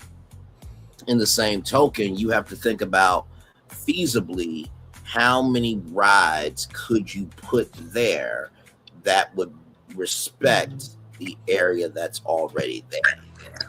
That's what I'm saying.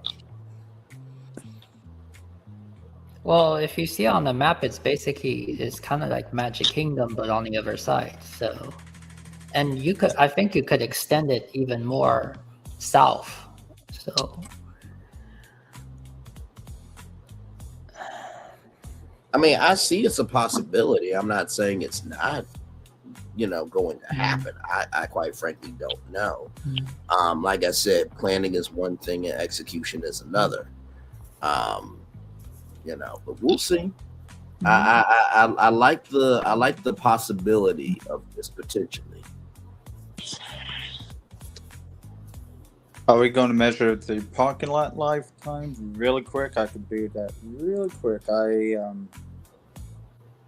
am drawing lines around it really quick before we end the show. now what is interesting is since they built Epcot where it is, they could have built. It would have been interesting if they went back to this area and they made it into Disney Village, which could have been Disney Springs. That could have been interesting. Okay, I'm looking at the Mouselets YouTube channel. By the way, like, comment, share, subscribe to the Mouselets YouTube channel. So I see the deep dive in the transportation and ticket center. Is that the thing that y'all are talking about?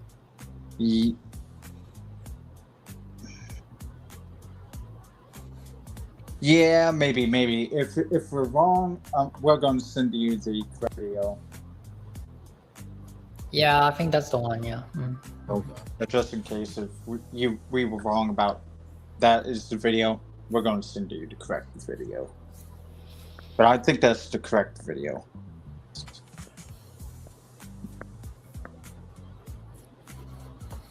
Understood.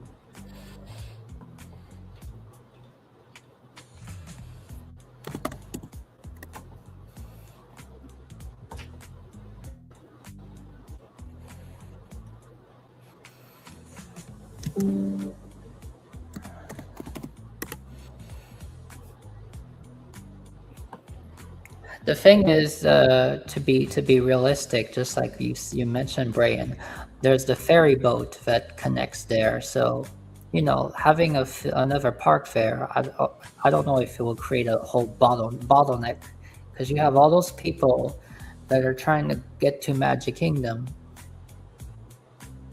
and you have this park right there.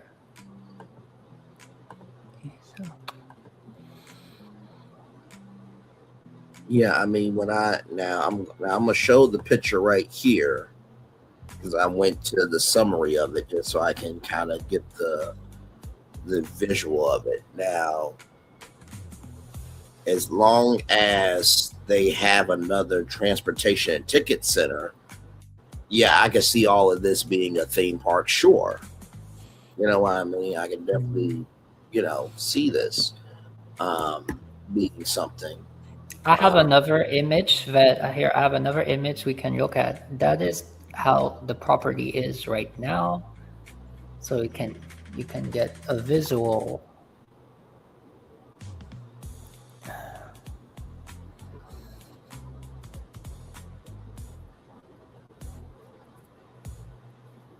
So Disney uses this today, correct? Or is it laying? Right now, it is the only thing that it is. Yes, it's is the security checkpoint for Magic Kingdom. It's all the security. So all the people that come from the parking lot, they have the trams, and then they go through security there. You have the option not to go through there for security, because if you're there and you don't want to go through security and all the bottleneck of all those people, you have the option to walk to Polynesian, and then you can take the monorail from there.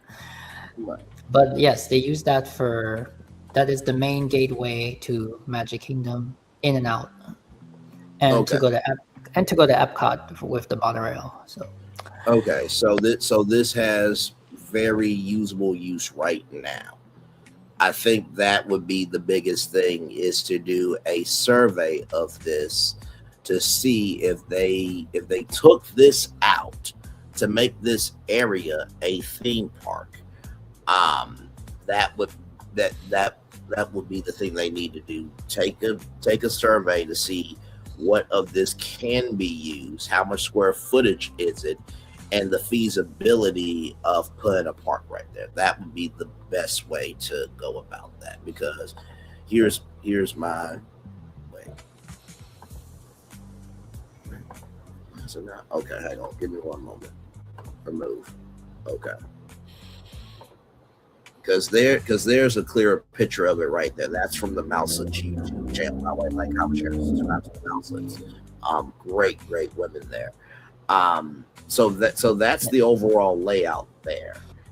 Like I said, survey will probably be their best bet, and then go from there. But I don't think you just build a 5th theme park there just because you have the option to do it, but it has a usability for other things. That's just not being smart. well, the location that I'm talking about to build it would not be there. It would be south from there, the giant parking lot on the bottom. Because of course you would have to keep that for the monorail.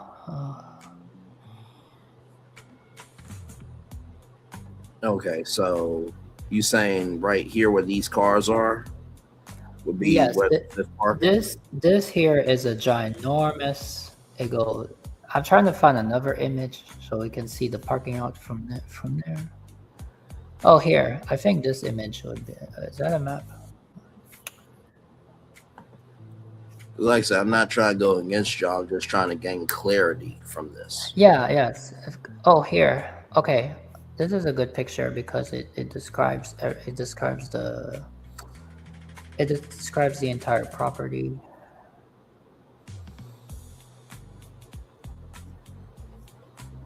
Because if you have not gone to Walt Disney World, you will not understand what I'm referring to. Understood.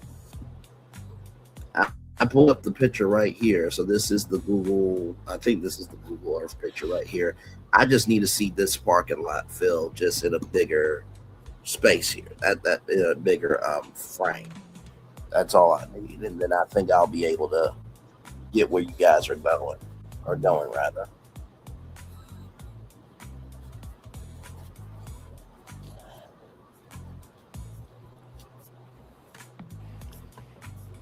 Magic Kingdom, right? Shoot. Oh, here it is. No, that's Animal Kingdom. Oh yeah, here it is. Are you sending it to the group chat? No, here on StreamYard. Hold on. Yeah, here it is.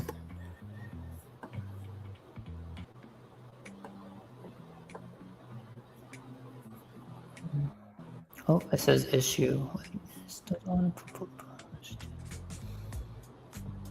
Hey, everybody. Welcome in. Glad to have you here. We are just chillaxing. Tonight, we talked about the 4th-5th potential theme park of Universal's Epic Universe. I came up with the park called the ImagiVerse ScribbleZone, combined Scribblenauts and also Nickelodeon's Chalk Zone, a great cartoon from back in the day. I am trying to gain clarity on a potential idea of a 5th park at Disney World with the Ticket and Transportation Center. This picture here was of potentially what Epcot could have been back in the day. And then there's a transportation ticket center, which is this right here. Let me take this down so you guys can see this here. This is this here. But then Florian just added. Hey Phil, welcome back in. Okay, so this right here. Okay, so let me zoom in on this. Last 10 minutes, wondering where did the stream go? I think I have to zoom it because it's my screen share. I cannot save it. So, is this good enough? I think this is pretty good. So this is a more zoomed out picture of the other image. So you can see the Polynesian is on the top. You have the monorail station, which is on the top. And now I'm going to zoom in more on the parking lot. On the bottom side, you have on this bottom side here, this is the ginormous Magic Kingdom parking lot. Okay. And it's huge. It is huge. So somewhere here you could build another. This is where I'm referring to about the 5th gate. Okay. It would have to surrender some of the Magic Kingdom parking lot, but if you build indoor parking garages, maybe you can do kind of like Epic. You can either have the parking in the front, which is more feasible, and then you have the 5th gate south, or you also have the 5th gate on the right side, and then you have the parking on the left side. So by taking this parking lot and keeping some of the parking lot and the rest a park, then you can have walking distance from Polynesian or Contemporary to this parking lot of a theme park. Is that correct? Yes, exactly. And you have and you can walk to the transportation ticket center where you can take the monorail to Epcot and the buses and all that. So okay, now I think I'm starting to get. At first I was a little bit frustrated because I'm like, Why would you take out transportation and ticket center? That's foundational to the fucking damn park. But now that I Yes. understand that there's a section there that can be usable, now I have a better context, conjecture, and connection. Okay. I still think they would need to do a feasibility survey and to see forecast the impact, the potential impact of this, and to also see if there is tangible solutions that they could come up with to make sure that the park, that there's a way for people to still be able to park and function and be able to do what they need to do to make their vacation as good as it can be. If they do that, I think it could be possible. It kind of reminds me of when they built DCA, because DCA was built on the Disneyland parking lot. Yes. And I don't know if they built parking garages. Yes, it was built on parking garage. Parking lot. Yes.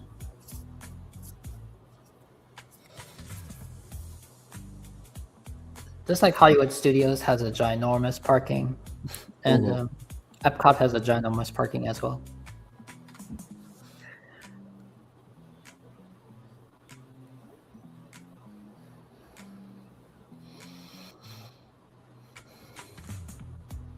Well, I do think this is very interesting. I mean, if I'm thinking of what could go here just off the top of my brain, right? Because you said that Magic Kingdom's on the other side, correct? Yes, straight shoot on the other side of the lagoon. I would think that bringing Oswald, 174 acres, thank you, Phil, for that fact. I would think that bringing Oswald into Disney full time would be the best move to make. And I think that the world of Epic Mickey definitely could be in that parking lot. For sure. You have Magic Kingdom on one side, that's Mickey's Kingdom, and then you have Epic Mickey and Oswald on the other side. So you have both brothers within the same vicinity of each other. I think that would be a dynamic proposition.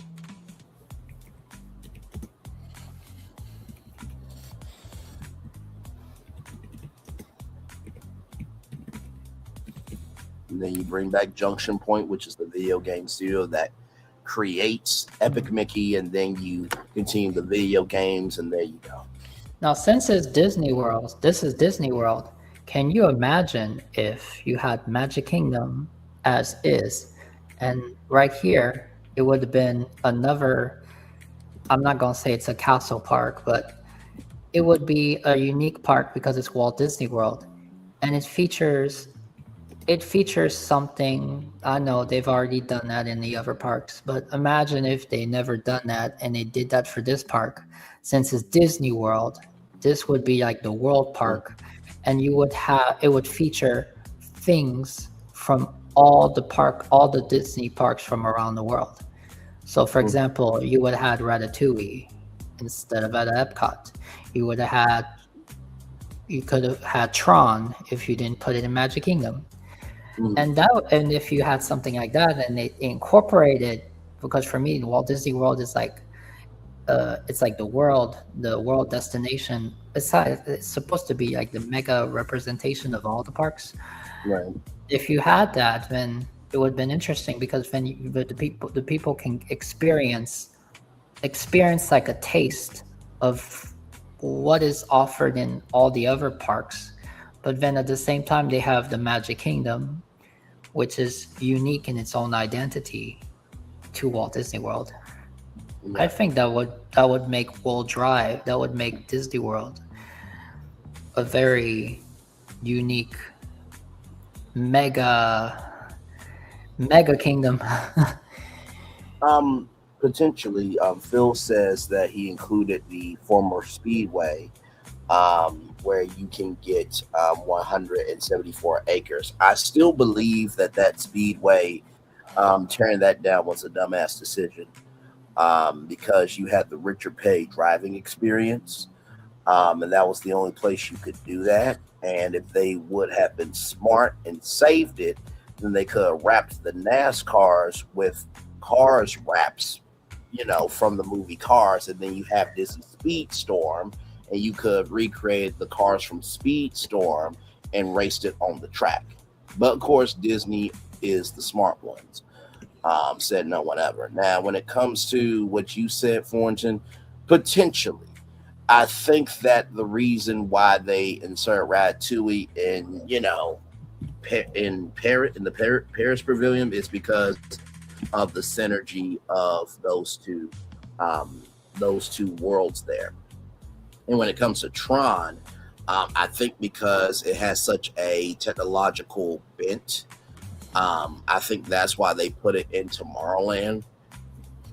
And I do wish the roller coaster was at least 2 minutes and 30 seconds, or at least 3 minutes, because I think that the curves and the loops that they could have done, the experimentation, would have been more amazing. Not to say that if there was a whole,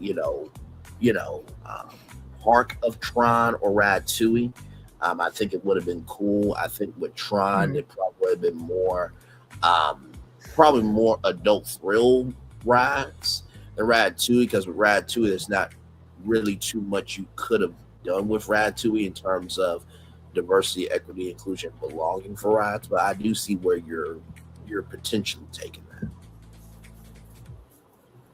No, those attractions, they're perfect where they go because they fit. The Ratatouille goes with France as a country, but the thing that I'm just saying is that even if you just did something the way I suggested, it's almost like Fountain of Nations. They took the water from different countries, different parts of the world, and they just brought it all together.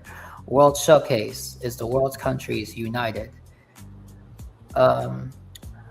If you had a park here, and it was dedicated to the world, it's called because it's Walt Disney World. Mm-hmm. And you had each, let's say for example, you had a mini section. A mini section was spaced out for each of the countries that have a Disney park. So for example, Japan would have a section, France would have a section, Hong Kong would have a section, Shanghai would have a section. And they could, and with their permission, what they would want to accept to duplicate or else even bring it, but theme it a different way. That way it's different. Then it's almost like, imagine, because Disney World, I think, is a gift to Disneyland because of the space. There was no space in Anaheim. And now, because of Disney World, all the other parks around the world became a gift of its own. So it's almost like if each Disney park came and gave a little gift. They want to give a gift to, let's say they want to give a gift to Anaheim. They want to give a gift to Walt, to California. There's no room in California. So they gave a gift in Walt Disney World. Mm-hmm. Each country gave a gift, and in this park, then it would be how do you call it when you when you want to go have a preview. It's kind of like a world, a DVC. It's not DVC. Yeah, kind of like when you go to DVC and then they give you a showcase. It's like a showcase of the other parks around the world. So when you go to this park, you can go to this section and this section, and then you're going to be you're going to experience this small thing, and then you're going to be so excited. You're going to say, you know what? I want to go to Paris. this was amazing what I did. I want to go to Paris. Or else then you go to the Japan section. You know what? That was amazing. This one attraction from Japan. If this one attraction from Japan is amazing, that would intrigue people to. It's a really interesting concept, actually. I can't believe we just came up with that just off the bat. I agree with you and disagree with you on it for this reason. I think what you said at first about creating another world showcase with all of the Disney locations, I think that would be counterintuitive, right? Because then you have the new Abu Dhabi park. And from the parking lot here, it doesn't look, I mean, of course, size matters, of course. It doesn't look that big on this picture. So to fit all of those pavilions into that, just for there to be a Disney Parks World Showcase, is a good idea in theory, but to execute that, it will probably be a lot more indoor, pavilions of each culture rather than what you're trying to do. Doesn't mean it's not a good idea. It's just the feasibility of it. Phil says here, but since they did that demo of the Speedway, they can rebuild it south of the road at the corner of Bear Island Road. And Car Care Drive is where Braylon gets the rebuilt Speedway. Okay, I mean, if they allow transportation to get there and to get back to the the hotels, I say I'm for it, because that was a really cool thing that Disney had.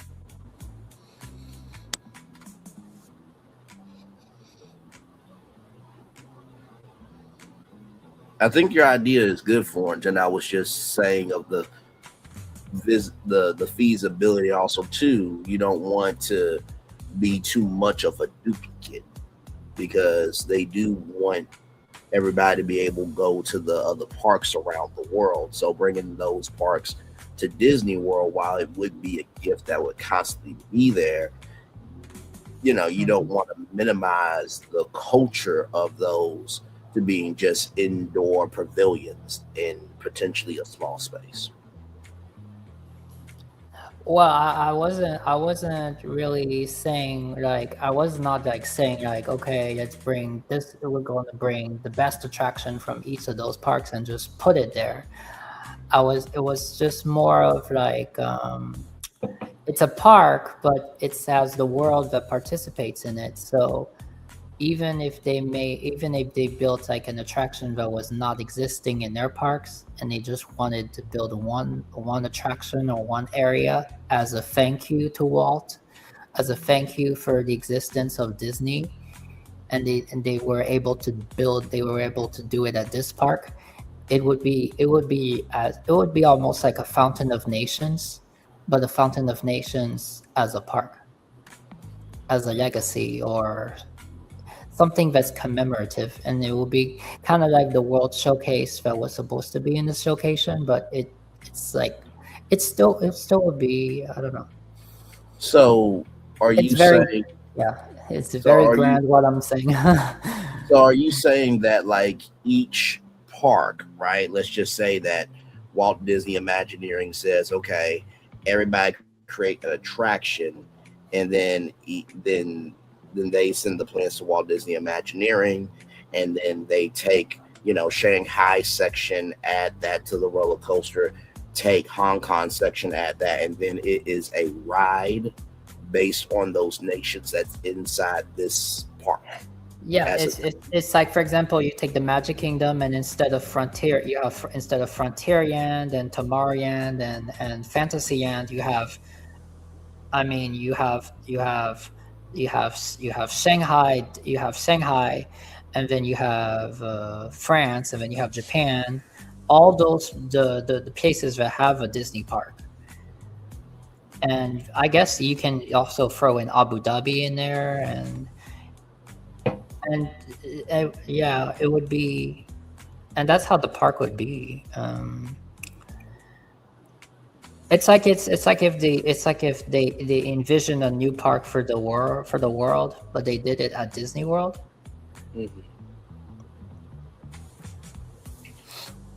It is an idea that I think could work.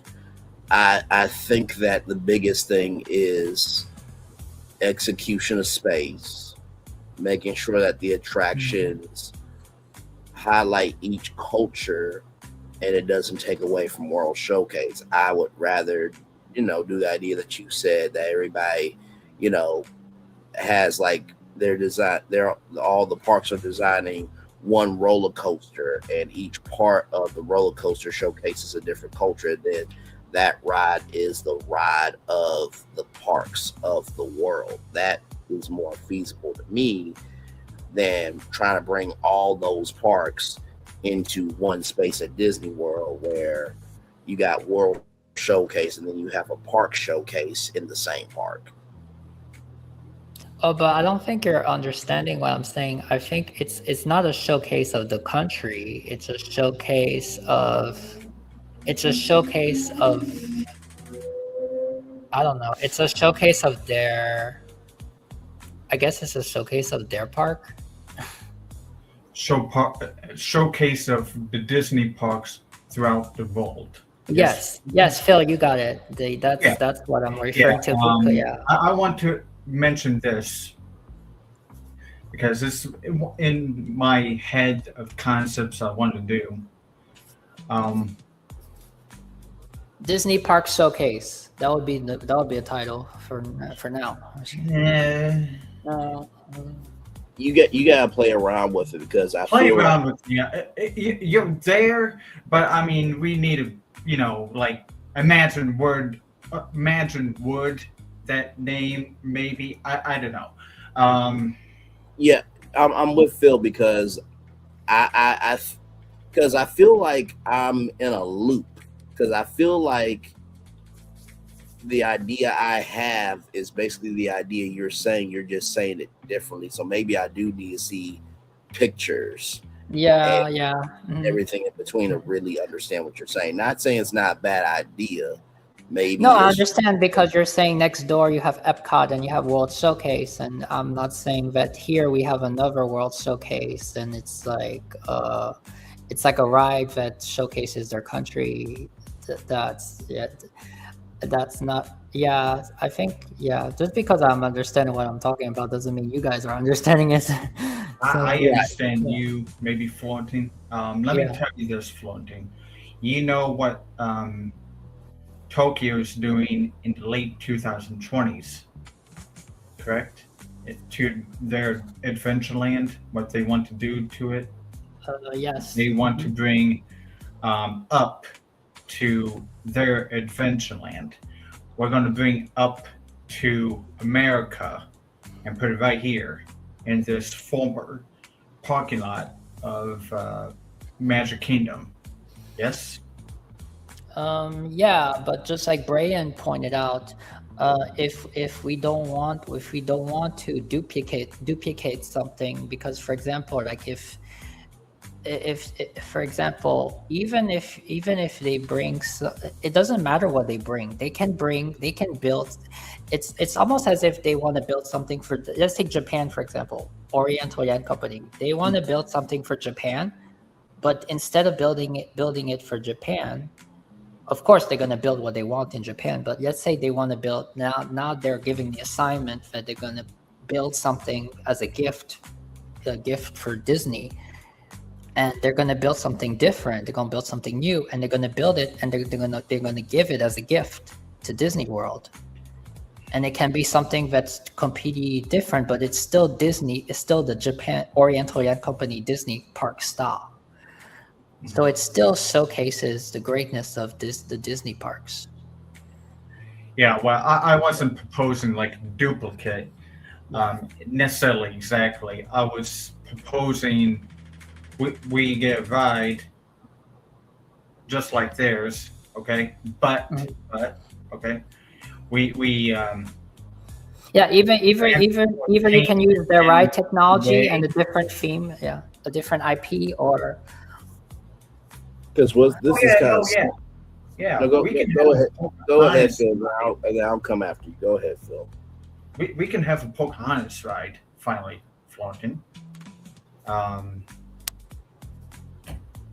Yeah, sure. With that being said, I'm thinking about something now that's coming to my head that maybe can get my Disney equilibrium in my brain centered, because I feel like I'm having a looping mental headache of trying to understand it. But I'm staying with it because I think there could be something there. This is giving me when the happiest celebration on Earth had different attractions that, you know, was a global celebration. They brought different attractions to Disney World.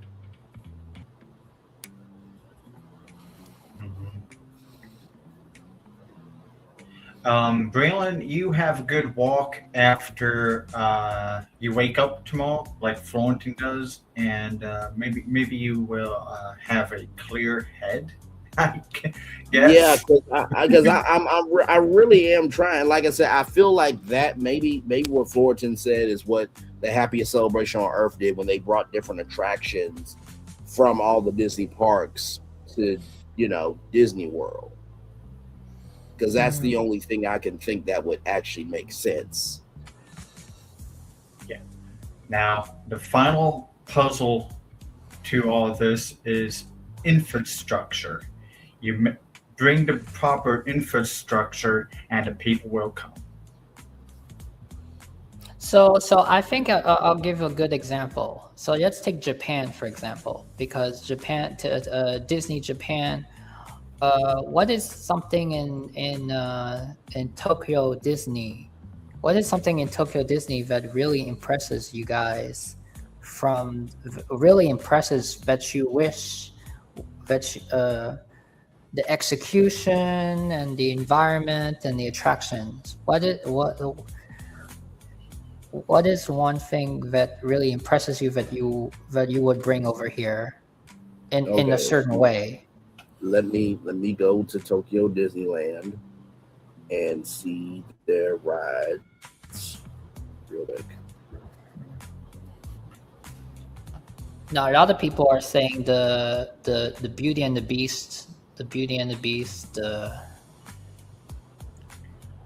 Fullerton, you should also mention, other than Beauty and the Beast, what was the ride you told me about that I should look at? I haven't.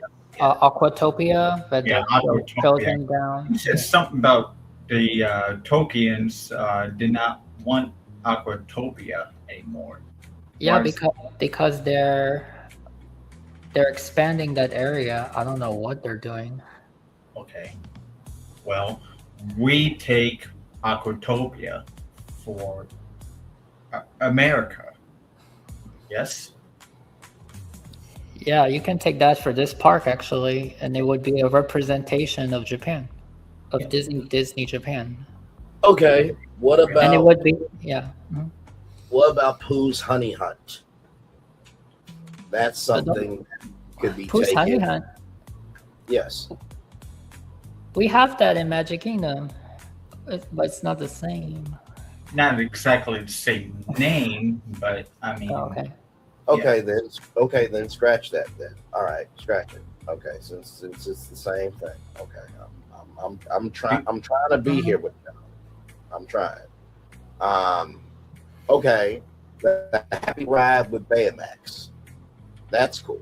Yes, that can be an example, and that can be okay because it's not it's more like a spinner, so it's. Mm-hmm. It's not something major that Japan would.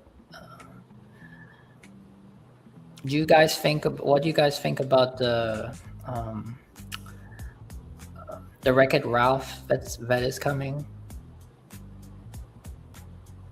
Remind me where the Wreck-It Ralph is going.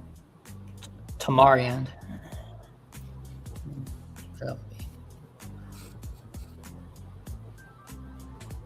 Oh, yeah. Japan. We're still in Japan. Yes.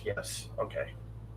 Yeah. Well, what if Japan built for Disney World? They built the same as the Beauty and the Beast, except the difference is instead of Beauty and the Beast, it's the same ride system, it's the same quality, But instead of Beauty and the Beast, it's something else. It's Cinderella.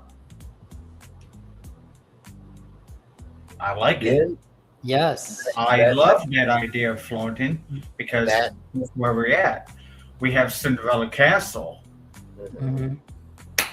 That's okay. I think I'm starting to see what you're saying. So they give us one of their attractions, but they format for something that would be acceptable from Walt Disney World as a gift to Disney World, which it sounded like the happiest celebration on earth when Cinderella came to Magic Kingdom. Okay, I think I get it now. Good damn. God, that was such a mental mind fuck for so long. God. Now, if anybody understood what it was, if anybody who watches this and they understand it from the get-go, it would be great if you leave a comment. But anyways, sometimes we need a concept art, but I'm like, how am I going to do a concept art? I'm just kidding. Okay, let me paint a picture. If any of you can see this mentally in your minds, if you want to watch the Beauty and Beast footage from Tokyo, do it. Imagine this. Is there how many transformation scenes are in Beauty and Beast, Florentine? Is it just only one at the end, or is there one like in the middle of the ride? You mean the different rooms that you go to? Yeah. Is there something like that, like does something like what you see at the end, where like the beast transformed from the beast to a human, or is that just only at the end? The end is actually the iconic ballroom dance scene. Oh well. Okay. After iconic ballroom dance thing, then it's over. Yeah. Well, he transforms from beast to human. Yada yada. We know. That's so yeah. We in the ballroom, instead of Belle and the Beast, mentally picture. You're dancing. Cinderella is dancing with the prince. Okay, so that's Cinderella. Oh wow! Yes. Yes. Okay. I'm trying to mentally paint a picture for the audience, if they can understand it. I mean, the audience is very smart. Okay. I'm sure we can make concept art based on the scene. Yes. But like I said, at the end of the Beauty and Beast ride. When he's lying there, he rises up, and it's like a effect that he transforms to a human. So then you can do Cinderella's. You can do Cinderella's dress change, right? Into a carriage. Yeah. Okay. Same effect. Just before she hits to the ballroom. Can you imagine, you guys? This is the stuff that was supposed to come for Fantasyland expansion that did not. And now, if you do this thing, you're gonna get the stuff that was supposed to be home for Cinderella, but you're gonna get the Japan quality of it. No, I mean, no, you're right. So have the same ride track as theirs. It's kind of being like how Disneyland has Indiana Jones, and we had the dinosaur ride. It was the same track, and we just have the same track, but we swapped out Beauty and the Beast, but put in Cinderella instead. Yes. So for those of you who don't know, there was a clip, I think it was from Chip and Co, that they talked about how you will be able to do a 16th birthday for Aurora, and that you will be able to see Cinderella transform into her ball gown. There were some concepts that were supposed to be for New Fantasyland that never came to fruition. And I do want to say to the audience, y'all are very smart. I love both of these brothers very much.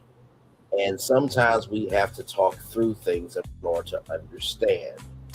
It took me a little bit longer to get back to the train station mentally with Fullerton, because I feel like Fullerton was maybe trying to say the thing that I finally caught. Maybe the thing that I finally caught was the thing Fullerton was saying the whole time. And I just lost it in translation, okay? Good damn. We all have moments, all right? Yeah, and I'm trying to paint a visual for the audience, because the audience is very smart, but, you know, if they're like, I don't see it, here it is. Yes. So it's all good in the neighborhood. We three are good. It just, sometimes we got to talk things out. like any other workplace. It's like, and you know what? This is probably how Roy Disney felt at times with Walt. Walt, can you just be simple? Damn it. I gotta solve this money shit. Yeah, Phil was saying that Braylon is Walt and he was Roy, and then he was asking who am I, and I was saying I'm Eisner, and then and you know, when I'm describing this, I'm not even describing how it's the hub and everything. I understand the way I say, bring in Japan and bring in France, and you're like the World Showcase. Yes. Mm-hmm.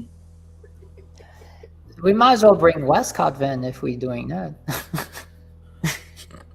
No, because there's Westcott and Westcott, and Epcot's Epcot, Yeah. and Epcot is East, so that just cancels that out. You know, I looked into building a Westcott where Bricky was like standing in the middle of a parking lot, where this whole conversation began in this show 45 minutes ago, when actually 50 minutes ago, when I was trying to summarize, and now we're over the 2-hour mark. Sorry, Braylon. But I want to say, I looked at the map, and you have to demolish 100 houses if I want enough space for a somewhere like 120 acres. And each of your houses in California is nearly $1 million each. Damn. But I want to say this: if they were to do this, what I'm saying, not only would everyone be for it, this would be it. This would make Walt Disney World its own. It doesn't matter if it doesn't matter if the other parks, it would be a respect back to the domestic parks, and it would make people really proud of Walt Disney World again.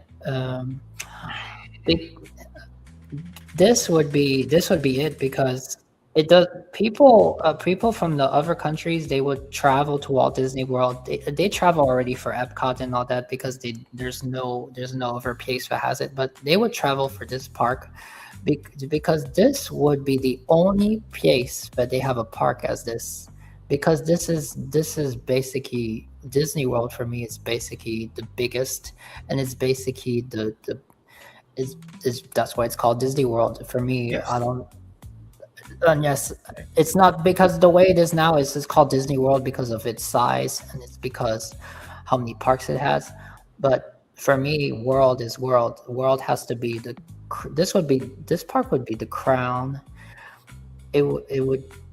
Yeah, because I mean, Magic Kingdom is not even the Crown Park. I mean, Magic Kingdom is not even Walt's Park, okay? But this would be the Crown Park that for Disney World, just like Anaheim, the Crown Park is Disneyland. And this park would be, it would be like people would be like it's almost like you have a. It's like when you go to Magic Kingdom, you have a vision. You have a vision of Disney. You have a view of a taste of Disneyland. But then when you go across to this park, then you have a taste of the rest of the world's parks. So this is what I will say. I think that's a possibility, that maybe the magnitude of the park would make this the crown park in terms of the vitality of energy. I would say get the concept art so we can see it, and then I think it may come together. Because I mean, if we really want to be real about it, in documentaries and when people talk about Disney, they do say that Magic Kingdom is a castle park, and Magic Kingdom is the most visited theme park in the world. So it is that park.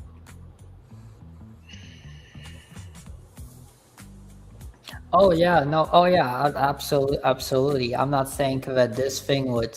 I'm not saying that this would steal away from Magic Kingdom. I'm just saying for me, for me, for me, Disney World, the number one for Disney World, for me, okay, people might see Magic Kingdom number one, but for me, number one for Disney World is Epcot and the Contemporary Resort, maybe the Contemporary Resort, maybe the Polynesian Resort, those kind of things. Magic Kingdom had the potential to be also, but we have to remember that Walt never built Walt Disney World with the intention to build another castle park. That was something that he was told by his brother that, well, you gotta do it. Understood. And Epcot does bring in a lot of clientele, so no, I agree with you. That's why for me, when I see Hollywood Studios, it would be so amazing if it would be so amazing if they built more. Because my favorite thing about Hollywood Studios is the Walt Disney, what's it called? The Walt Disney Dream area thing.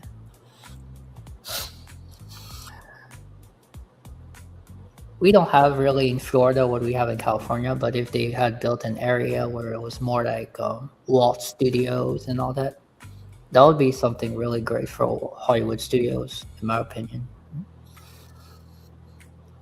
You know, Flintstones, since they are working in that area right now, currently,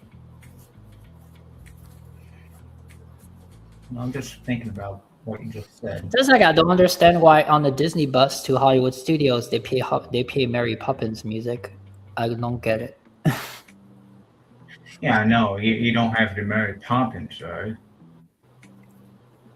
You lost that during 2020. And then they play the Titanic theme, which I don't get it either. What the? Yeah, they do. Go ride the Disney bus from the Grand Floridian to Hollywood Studios.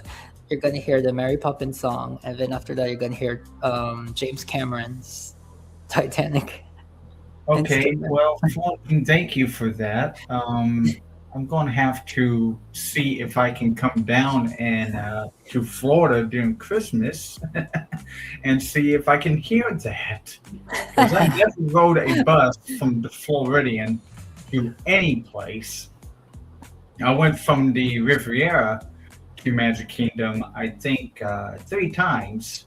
And I've heard the whole entire Magic Kingdom soundtrack, which was still playing, Splash Mountain and 20,000 Leagues Underneath the Sea and Mr. Toad's Ride. I find it so funny. I'm surprised because nobody talks about it. No content creators, nobody talks about it. If one day I'm on the bus and I'm all by myself, I'll be like, I'll make a video and I'll be like, y'all, yes, and y'all, we're going to the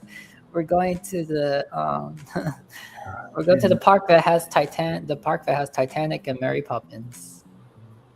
They do have Mary Poppins meet and greet, but they have Pandora, which is James Cameron's movie. So.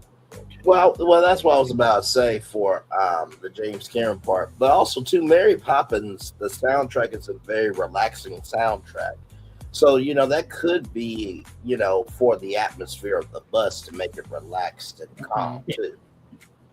And then maybe Disney is like, because our parks are like the Titanic. We're not creating anything because we are allergic to creativity. Maybe they're just leaning into that shit. You know, that could be a possibility too. It's just every time the Titanic theme starts, I can't contain myself. It's just hysterical. No, you don't. Fullerton was mentioning to me about when you were pitching the sketch park. Yes. Or chalk park. Yes. Actually, it was chalk park. You know how in Mary Poppins, you dived into the artwork that I said thank you, Braylon. Thank you very much, because then what that means, if once Universal does the chalk park thing, then that's gonna make Disney jump out of their seat and finally do Mary Poppins, because they need to do their own chalk paint thing. Yeah, I learned from a channel called The Rest is History. They interviewed Bob Iger.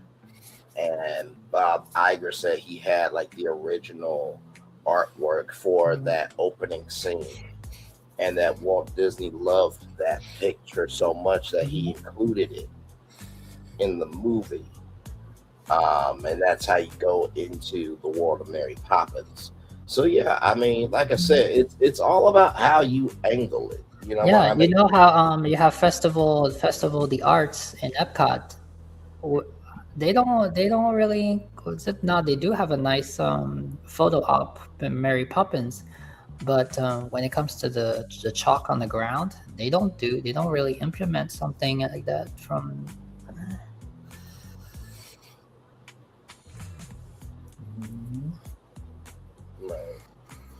No, I think it's definitely a possibility, and you know, like I said, I do hope that this conversation, you know, does guide conversations forward at Universal, and if it opens up for Disney as well, I'm all for it. You know, I want both parks to win. You know, I'm not one of those people that's like, oh, it's gotta be all Universal and damn to Disney, or it's gotta be all Disney and damn to Universal. I mean, as many times as I have said Disney is allergic to creativity, do y'all actually think I want Disney to lose? No, I don't. I've been saying that. It's not that people don't love Disney. They just can't stand this version of Disney. I have consistently said that. Yeah, that's why they need some other Imagineerings outside. They need some other other creative people. What I like about us is like everybody's talking about everyone's gonna be talking about the headlines. But I think us three were talking about something. They're gonna be like, what are these three talking about? I've never heard this thing before. No one's ever talked about it. No one ever talked about the TTC as a spot for a fifth gate. And if that stirs conversation, I'll be like, who told you about fifth gate and TCTC? It wasn't Mickey Views. It was the Mouselets. The Mouselets did the work. And I wish they would go live. I would love to join them for a live stream. I think they would be. Yeah, but the Mouselets, they didn't bring up the TTC as a fifth gate, did they? No. They, if you go back in the video, it was practically this is where they wanted to build Epcot's World Showcase when it was just only a World Showcase. Okay, so World Showcase that was just only centered around stores and eating. No rides, no like elaborate, showcase of the architecture of this country. Okay, good sir, Brad. Bigger and bigger and bigger, becoming into Epcot as we know it today. Okay, good sir. We got to take it back. We get credit. This is BFP. This is not Mouse Yes. No. When I hang on one second. Let me land the plane. When I said that the Mouselets talked about, I meant that the Mouselets talked about the Ticket Transportation Center with the history. That's what I meant to say. Yes. Okay. Good Lord, jeez. I'm sorry, Braylon. I mean, man. Only meant to be 5 minutes. I know it seems Cause like the dude here is gonna get our viewer, making our viewer go run away to mouse it and abandon our channel. Just kidding. No, they're not gonna abandon our channel. Good Lord Jesus. They can give their time to Mouseless and us. We're both great content creators. Good Lord Jesus. I know it seemed like I gave you a hard time for the concept that you had. That took me a while to get to the train station mentally, but good damn, like I was trying to land the plane. I'm not perfect all the damn time. Hell. No, it's okay. I get it too. It's like with my family, sometimes I don't understand something, and then they told me you missed the train. I'm like, whoa, because I just figured it out 20 minutes later. Yes. So all good. It's all good. It's all good. It's all good. Yeah, I impressed my parents today when I told them about the shaded areas for food carts on the west side. Might be a little homage to when the People Mover was going to go through downtown Disney back in the 70s. I was like, oh, really? Oh, I learned something today. And that was on Mouseless. We keep on, I'm sorry, we keep on giving advertisements for Mouseless people. Don't leave us. We love you. Come back. They're not going to leave us. They can give their time to them and to us, y'all. It's all good. And not to mention too, they do good work. So like, nothing wrong with it. Yes. There might be several clips in this show. It's been an interesting show, indeed. It has, for sure. We talked about a lot. Pitched a whole new. See, this is what's amazing. I want to tell the audience, whoever's watching, that you might just figured out what my concept is. But guess what? This concept just came out just now. Again, this is why I love. We just brainstorming and discussing, free our minds, because again, there goes another. It just came out of the source, the Mickey hat. Yes. What are you talking about, Flonny? About the park idea, but the park idea that I have for here, the 5th gate park idea. All right. My fifth gate, not y'all's. I would love to. I'm going to bring it up. This show was about Braylon's park idea, and then now all of a sudden we just discussed this because of one commenter. Derek. I don't know what his name was, but yeah, his first name was Derek. Yeah, I guess credit for Derek for starting the conversation. Yes, indeed. Like I said, I do love the three of us and our chemistry, because it does take all of us to make this thing work. You know what I mean? Phil is very detail oriented. Florian, as y'all saw tonight, he is the person that will have a completely different idea. That may be a little long in the tooth, but there's something special within the process. And then with me, I'm kind of the, hello, I'm Michael Eisner, host of the, Sunday night Disney movie, or the Wonderful World of Disney program, when it comes to the magic behind the magnitude of it. So it takes all of us. And I do love that about us, for sure. So. Oh yeah, you are kind of the Eisner and Iger, because you're the yeah. No. How did this conversation begin?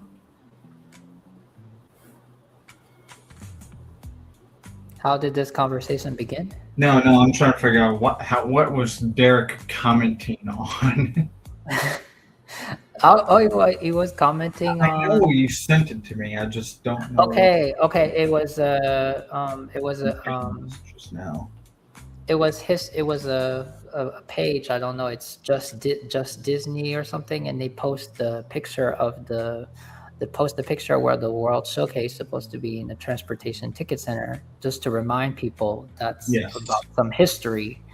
And Derek, who happened to be a commenter, and he was just commenting and saying, if Disney built a fifth gate, this is the spot on area. If I had his exact comment the way he was saying, because that's the quintessential, in his opinion, the quintessential area. Yes. Okay. Oh, you found it? Yeah, I got the comment here, right here. Send it to me so I can see it. Yeah, let's pull it up on screen. Okay, yeah, sure. I'll try to figure out. I took a screenshot. But, yeah. Shout out to Derek. It's so Derek, you're the cause of the long-windedness of trying to get to the train station. Hell. Yeah. Okay. Give me a moment. That's because Braylon doesn't have Walt Disney World experience to know. Okay, listen, I've never been to the parks, but also I know that's So like, no, I'm just saying if you've been, you would know. You would know this whole TTC plot. Yeah. Fulton has the ability of like walking around through the parks like Walt Disney any free day of the week. I mean, but that doesn't count because even that don't count because you know what? I've only been to Atlanta, Georgia once, and I knew, and the woman was telling me where the Macy's was, and I knew the direction. I'm a very directional person. That's a funny story about being in an area where you're not from. I was walking through the city of Chicago in 2016. And I know my streets, but I don't live over there. So some couple, mother and daughter, approached me and asked me directions to a store or a restaurant. And I knew what they were talking about, even though I don't live in Chicago. And I gave them the directions to go where they needed to be. So I knew where it was. Understood, good sir. So Derek with AC says, I have a feeling if Disney World was ever to build a fifth gate, it would be that exact plot. Makes too much sense given transportation and access to a large number of hotels. Let's see the.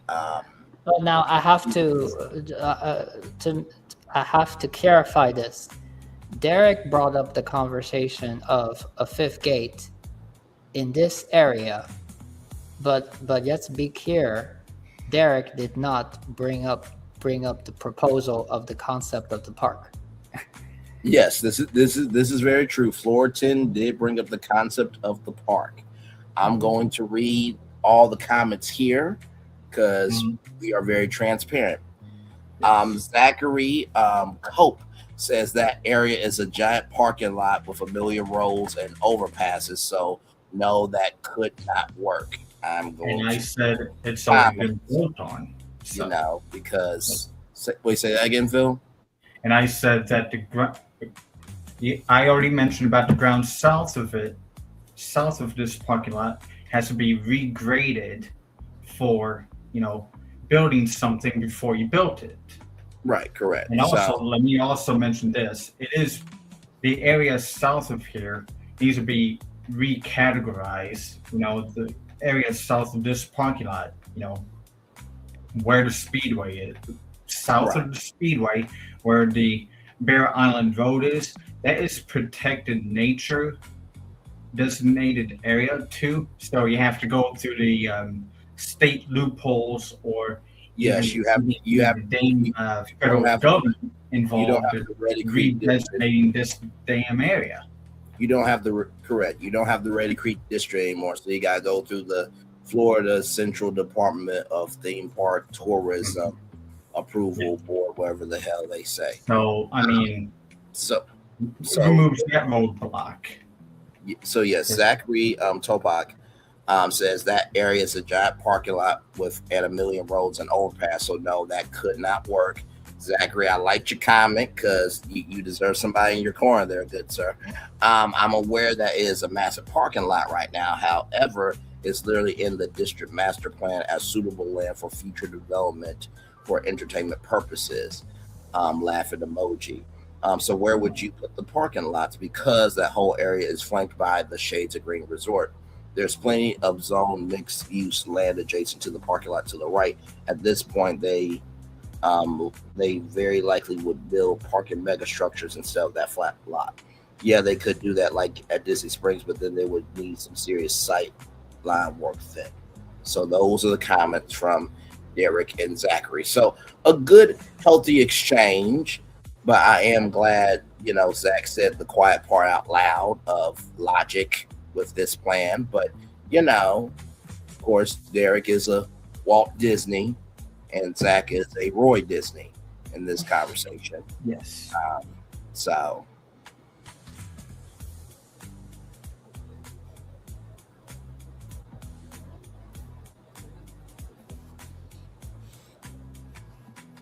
Now, I will say that the proposal that I have doesn't have to go in this location. It can go in any location in Walt Disney World. Well, this is what I will pitch to you, Florentin. You come up with the concept art, and we will do a BFP episode on it because it seems like you definitely have a passion for it. And maybe when it's all laid out, then we can, in the words of the legendary narrator, to share the light and gather around the fire to gain an understanding from your concept. So I've never been more excited to ever do a prompt to see what it just. Yeah, that's what I'm saying. You do the prompt. That's gonna be a big yes.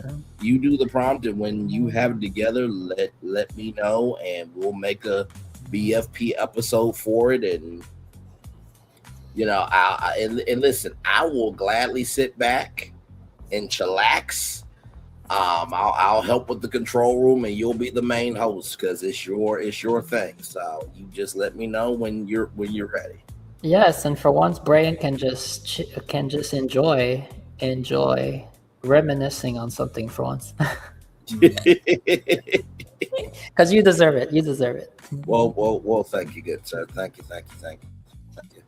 But yeah, no. See, all jokes aside, though, no. Let me know when you're ready, and I will have the show set up, and then I'm like, all right, y'all, I am still here. I'm gonna drop down. This is Florentin's show. And then after that, me and Phil will come on and give our critiques and criticism. Man, you know what? Maybe this could be an LG55 topic. Because I've been thinking about topics about. Of course, it would make sense for a Walt Disney World topic. It would have. Has he talked to you about like the realm of topics he's thinking about with you? No, he basically told me if there's any topic that you're interested in, any topic that you're interested, that means if whatever they're talking about, or if there's any topic you're interested in talking about it, then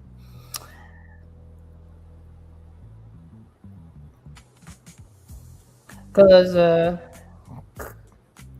yeah. Okay, then. I mean, listen, if that's what he said, go forth and prosper and make it do what it do. Whether you do it there or here, either way, we feel very proud of you. Oh, definitely, I would do both. Definitely, I would do both. The main thing is just be yourself. That's the biggest thing I would tell you.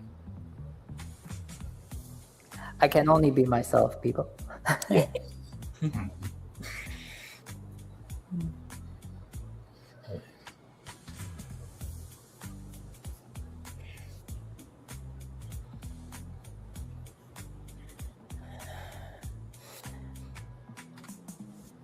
Did Phil you have an idea for did you have an idea of what to build here?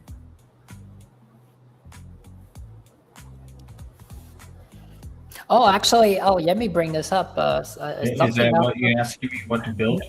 No, remember, so what the comments was very interesting on that satire article, because people were actually they were saying, oh, put it in another, put villains in another gate, and someone brought up then you can bring heroes in another gate, and it made me remember you had proposed a park, and half of it was villains and half of it was heroes. Yeah, but I never worked on the heroes part. Mm-hmm. I got the villains like all settled and stuff. I just when Braylon was talking about ride capacity, I just didn't remember if I had any ride capacity included in my concept of villains. And then I got stores, beautiful looking stores as the exterior goes, but nothing for the interior. If anyone was interested in what the interiors look like. So, but the stores are very detailed, just like gives you a general idea of what they are there for. Well, understood. Well, it's been a good show. I appreciate you both so much.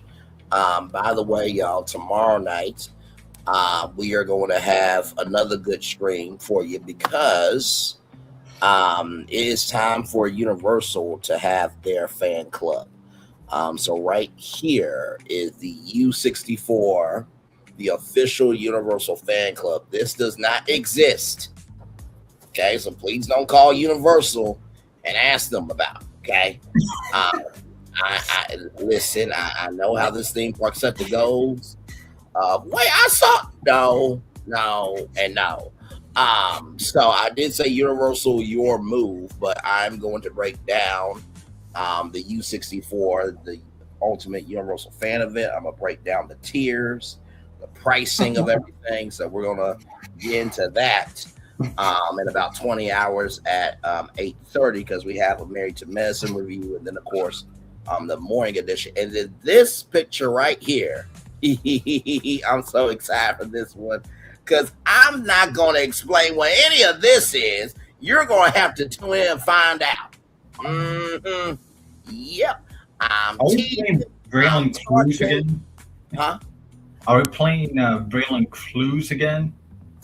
Yes, you are. I'm teasing, I'm taunting, I am poking. And no, you're not getting any clues on this one. You're just going to have to look at this and think of something. What could this be? You got 42 hours to figure it out. I ain't saying shit. Now this live here, I gave very basic clues. I did say nothing really with this one. No one guessed it. So no one's going to be able to guess this one either. I'm very excited about this one. Very excited about this one. Because when y'all do find out what it is, y'all be like, you motherfucker. You. In the words of Daffy Duck, let me come on camera and say this, because there's only one way to say it in terms of Daffy Duck. You are despicable. Y'all will have that I almost forgot. Let me take this down because y'all wasn't able to see it. My bad. There we go. Okay. Y'all will just have to look at this. And then once you figure out, then you will say, you are despicable. I promise you, you will have that reaction when you find out what this picture's all about. I promise you, you will. I promise. It's gonna take me 20 minutes to figure it out.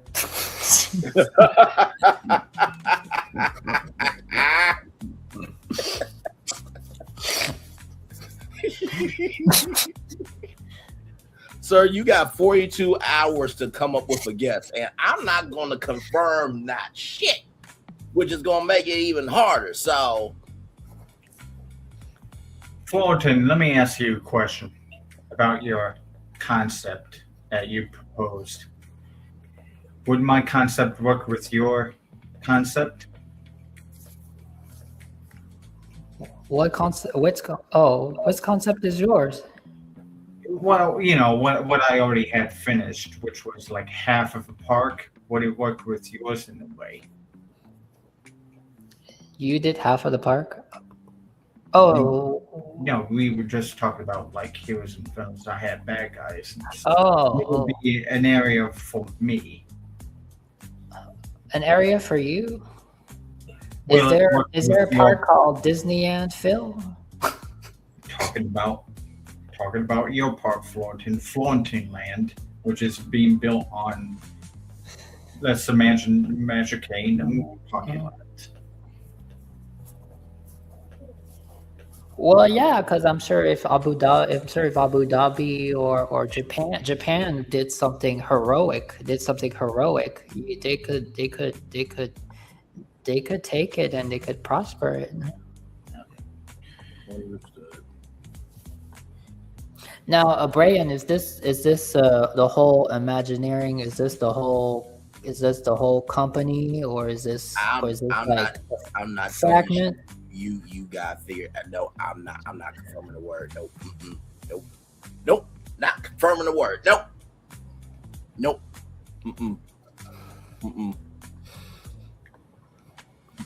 It's funny the way it says the notification is in front of the W. I thought it said twerk. No. Oh my God. Your big Kenya Mar. Hi ho. To twerk. To twerk we go. Like, oh, on Rainer Creel's live feed today, as you know, I was watching it.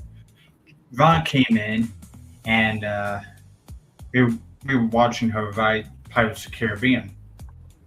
His joke is, what do you not say to a pirate's boyfriend, or what do you not say to a pirate's girlfriend?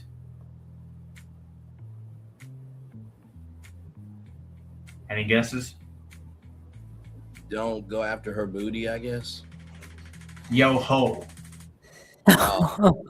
Wow. There it is. There it is. Good Lord Jesus.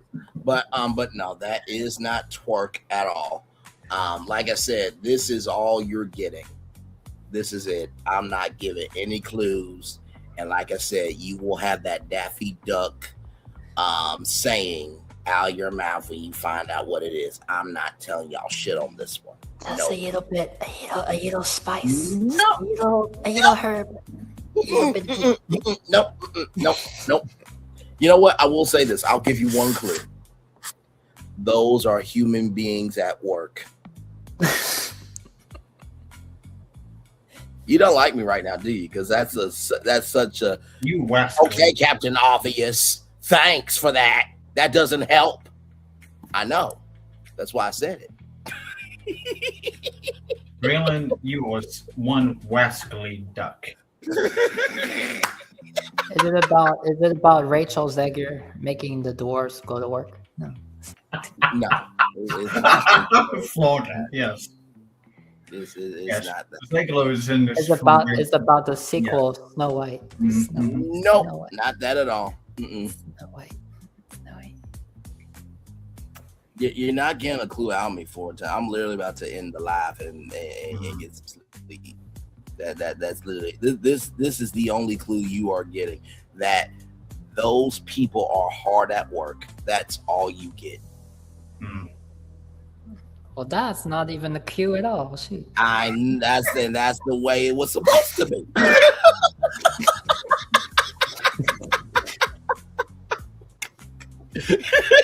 Well, you lied to Phil. You said you were going to pay abuse cues. That is a clue. Disney does a lot of work.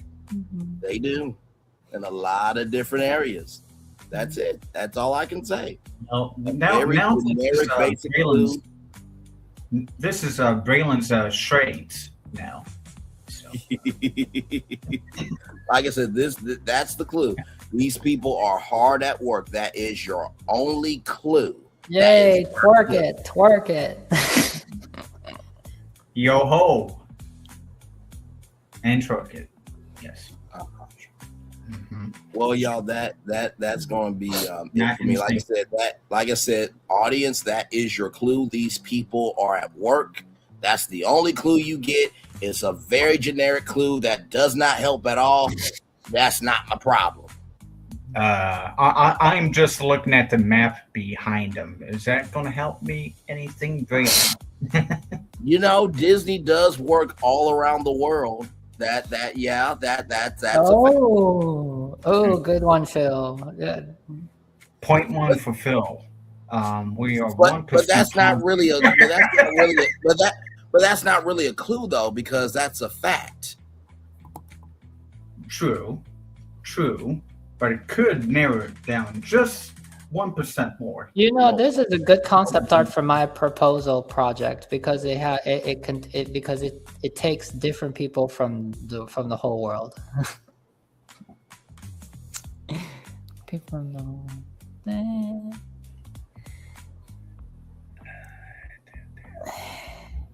No, you're not gonna get it. I promise you, you're not. I promise you, you're not. Now, can I at least know where these people are having their lunch break? Are they eating good in the neighborhood? Yes, they are eating good in the neighborhood. It's a very generic building. That is all you're getting. Are they loving it too? No, they're not eating McDonald's. And not to mention too, y'all do know that that Disney works in different types of buildings. So, you know, that's another basic generic clue that doesn't help. See, I really am debasing y'all so hard right now with these non-existent, non-helpful clues. You're going to lose it because you're not getting anything from me. This is the clue that you have is that these people are at work in this picture. That's all you're getting. That's it. That's it. They're going to the salt mines. I can't confirm that. I can't confirm that. Nope. Can't confirm. It's to do with Piston Peak. I can't confirm that either. Nope. Can't confirm it.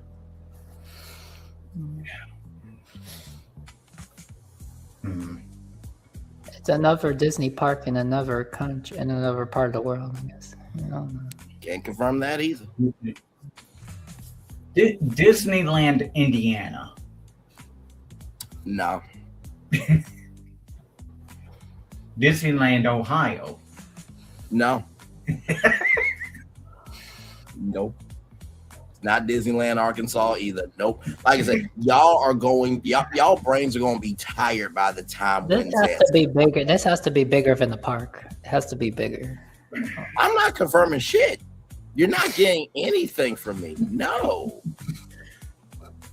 Braylon.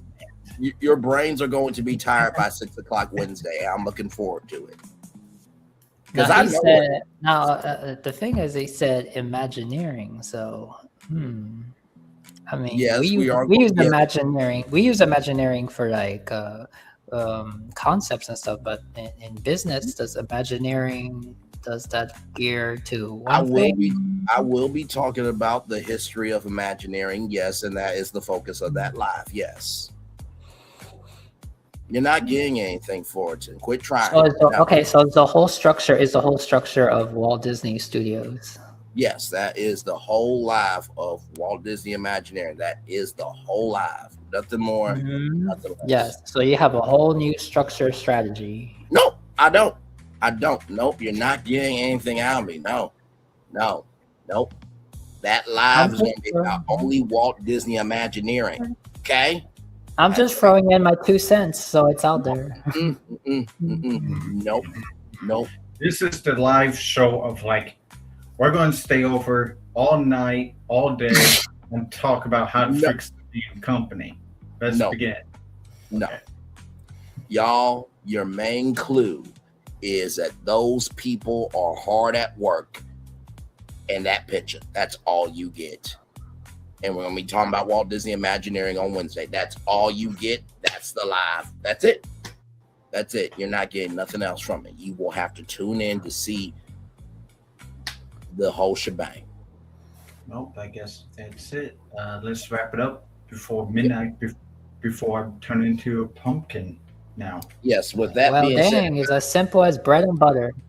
Yes, with that being said, everybody, it's time for the best outro on YouTube. Know what you're doing, do what you know. Never say you weren't born special, because you are always born a blessing. Trust you may not be where you want to be, but by the end of it, you'll be where you need to be. Do what you've been chosen to do. Why is one thing to call yourself? It's nothing to be chosen.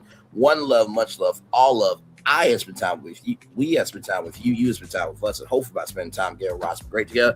And always remember, we're doing radio, television, YouTube, living your best life, or you're making these two brains fried by Wednesday, because they're not going to get it. Make sure the replay is not just where for you watch it, not just where for you listen to it, but for you to want to experience it again. We love you. We value you. We embrace you all. Always remember, our see love you gotta give it. Yes.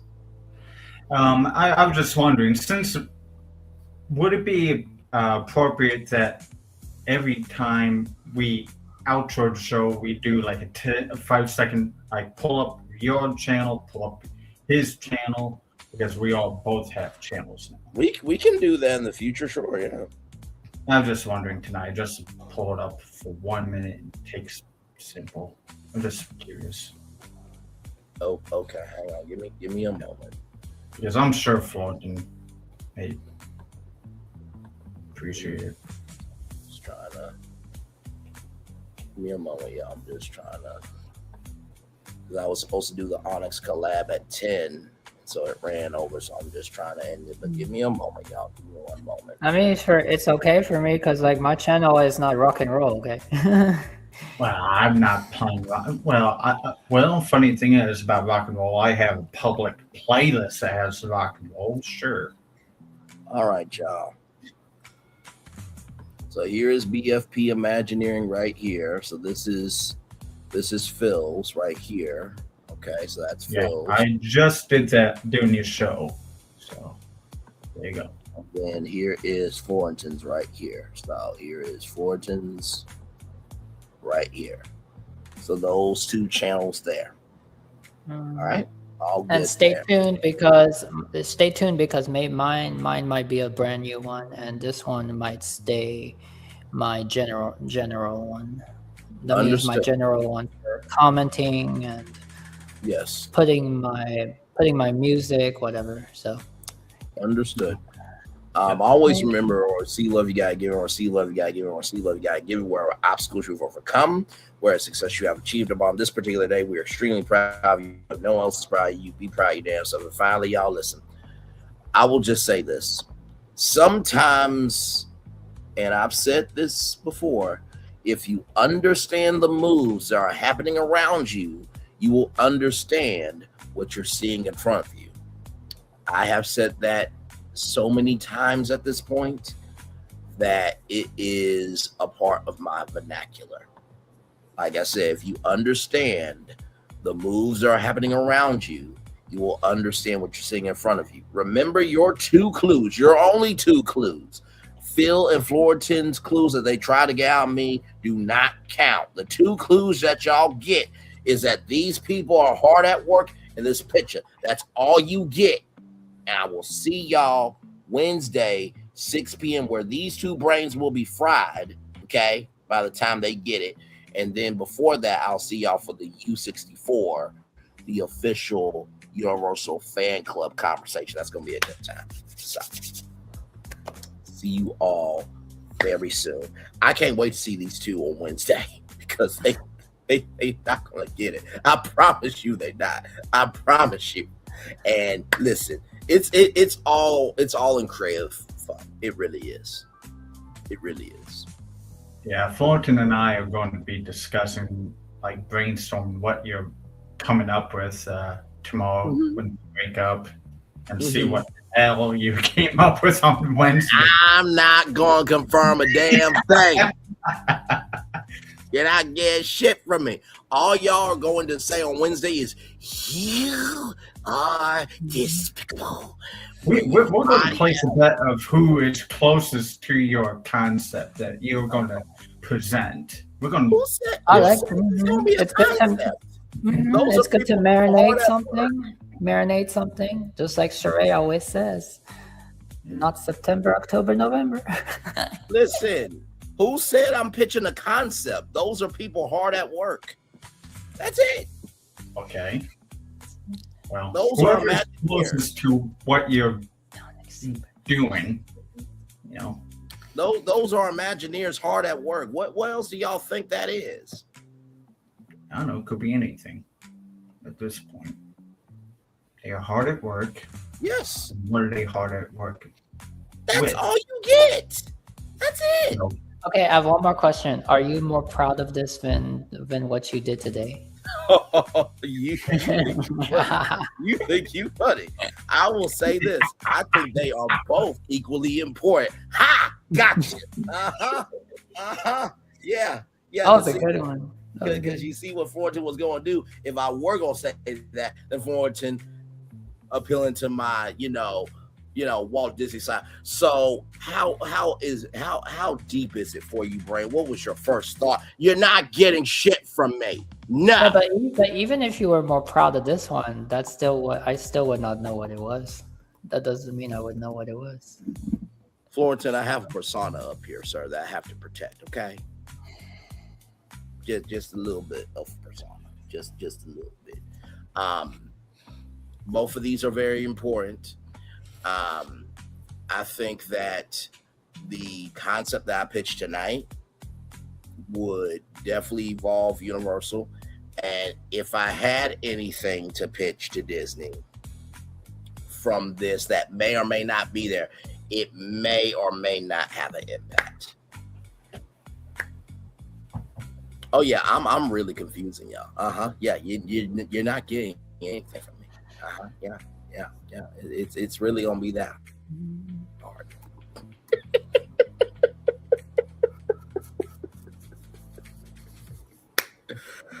Oh man, I will see y'all tomorrow night, Tuesday, at 8:30 p.m. for the Euro 64 conversation, the official Universal fan club conversation.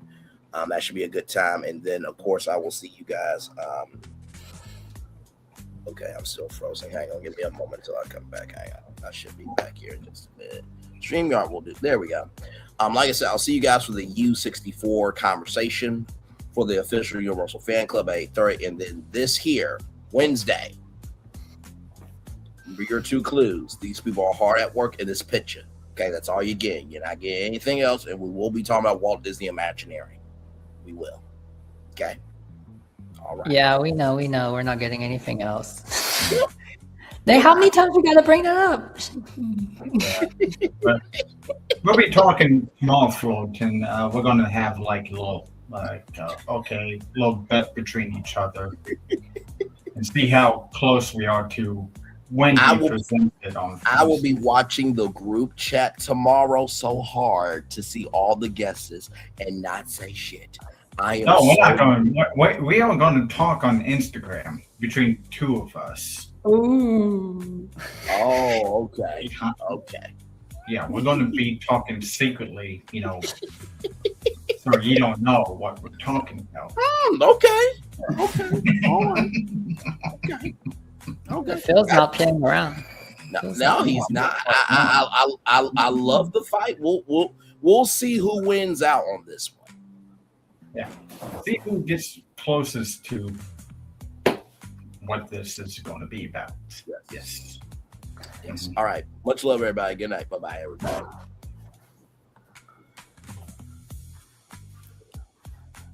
I'm gonna use Gemini for this picture. Just kidding.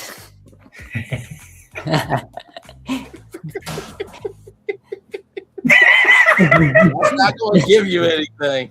That's not going to give you anything. Oh, there's a tattoo. There's a tattoo on that girl's hand. You really are trying it, aren't you? This is not going to give you anything. It's not. Well, I just turned into a statue, guys. Look what you done. It's past midnight. Understood. All right, y'all. For real. Good night, everybody. Bye-bye. Bye. See you later. I thought I should tell you they've been talking about you. Yeah, they've been talking about you. They've been talking about the fact that they've done everything they could to stop you and everything they could to block you, but you still win. They've been talking about the fact that they have undermined your success and they have tried to sabotage your seasons, but you keep winning. They've been talking about the fact that even though they don't like each other, they get together to try to kill you, but you keep winning. They've been talking about the fact that you were voted least likely to succeed, but like cream, you keep rising to the top. They've been talking about how they tried to burn your world down, but like the phoenix, you rose from the ashes. They've been talking about you. And you know what they say? Oh, she's just lucky. He's just lucky. But no, you ain't lucky. You're anointed. You got something on you. You got favor on you. You got power on you. You were born to win. Now they can call it luck, but it's grace. They can call it luck, but it's favor. But whatever they call it, it doesn't matter, because you know what God calls you?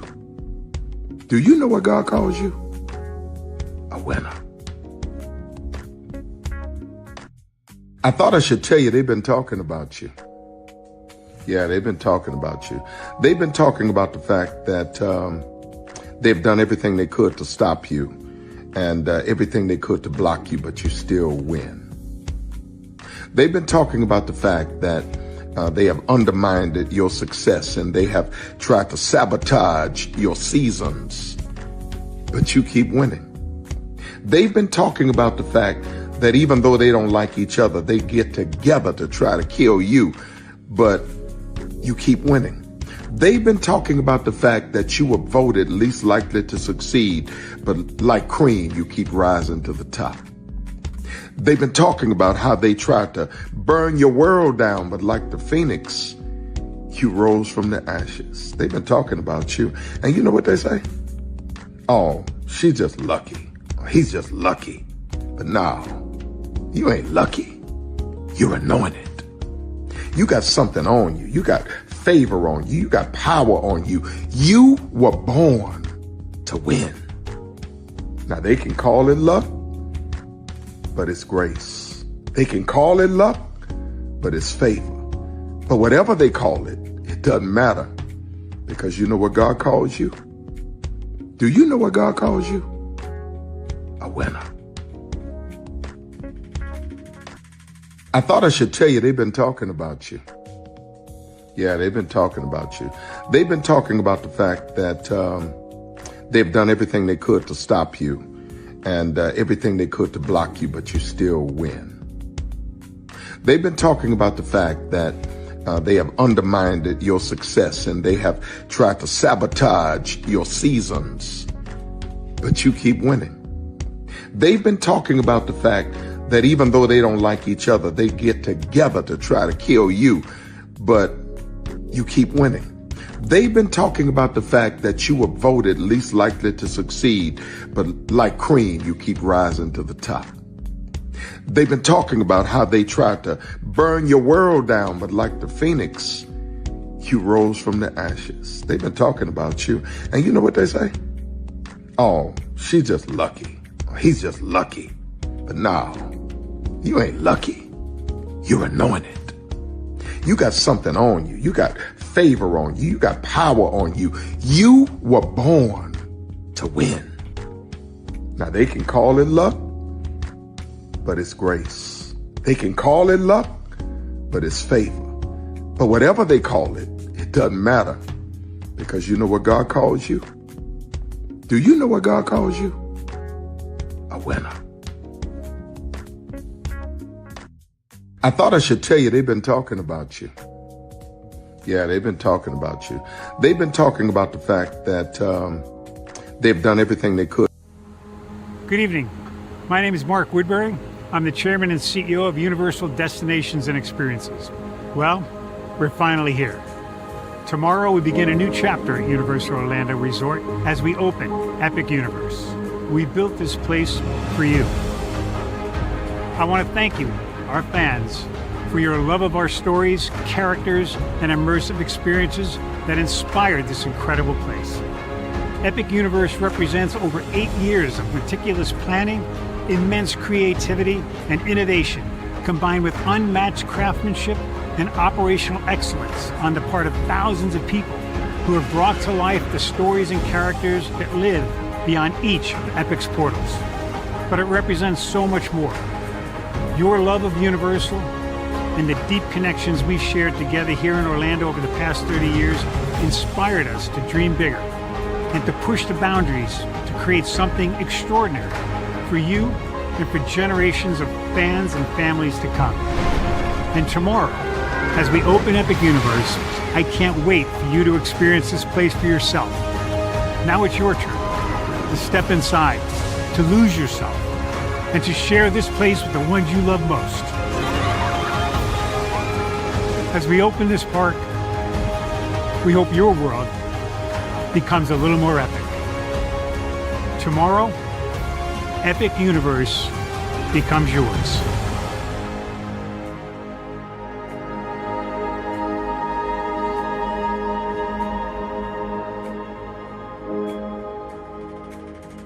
Are video games getting too expensive? This episode, we want to find some common ground because the CEOs want to raise the price even more.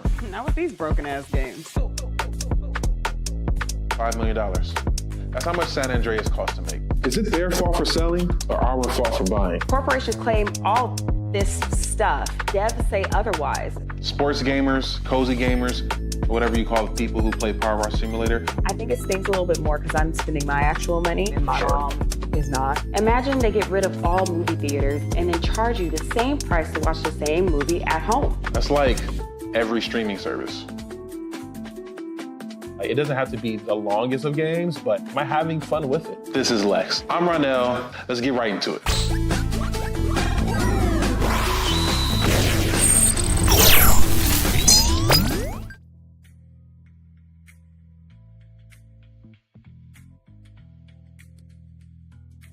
Are video games getting too expensive? Prepare for a journey beyond imagination, beyond belief, beyond anything you've experienced before. Universal Epic Universe, a new theme park where you'll step through extraordinary portals to 5 immersive worlds. Prepare for a cosmic voyage of discovery, an isle of fire-breathing excitement, a shadowy world of monsters and mystery, new wonders in the wizarding world, and a new way to play. Plus the splendor of a magnificent resort hotel overlooking the park. It's all new excitement at Universal Orlando Resort. A week's worth of vacation thrills with 4 amazing theme parks, a variety of spectacular themed hotels, and incredible dining and entertainment. It's all at Universal Orlando Resort, where you'll find new adventures every day. Explore the astonishing worlds of Universal Epic Universe at Universal Orlando Resort.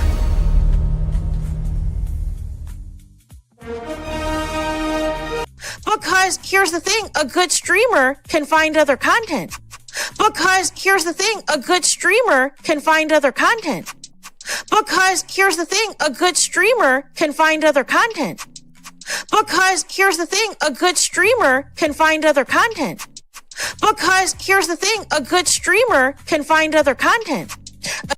Because here's the thing, a good streamer can find other content. Because here's the thing, a good streamer can find other content. Because here's the thing, a good streamer can find other content. Because here's the thing, a good streamer can find other content. Because here's the thing, a good streamer can find other content. Because here's the thing, a good streamer can find other content.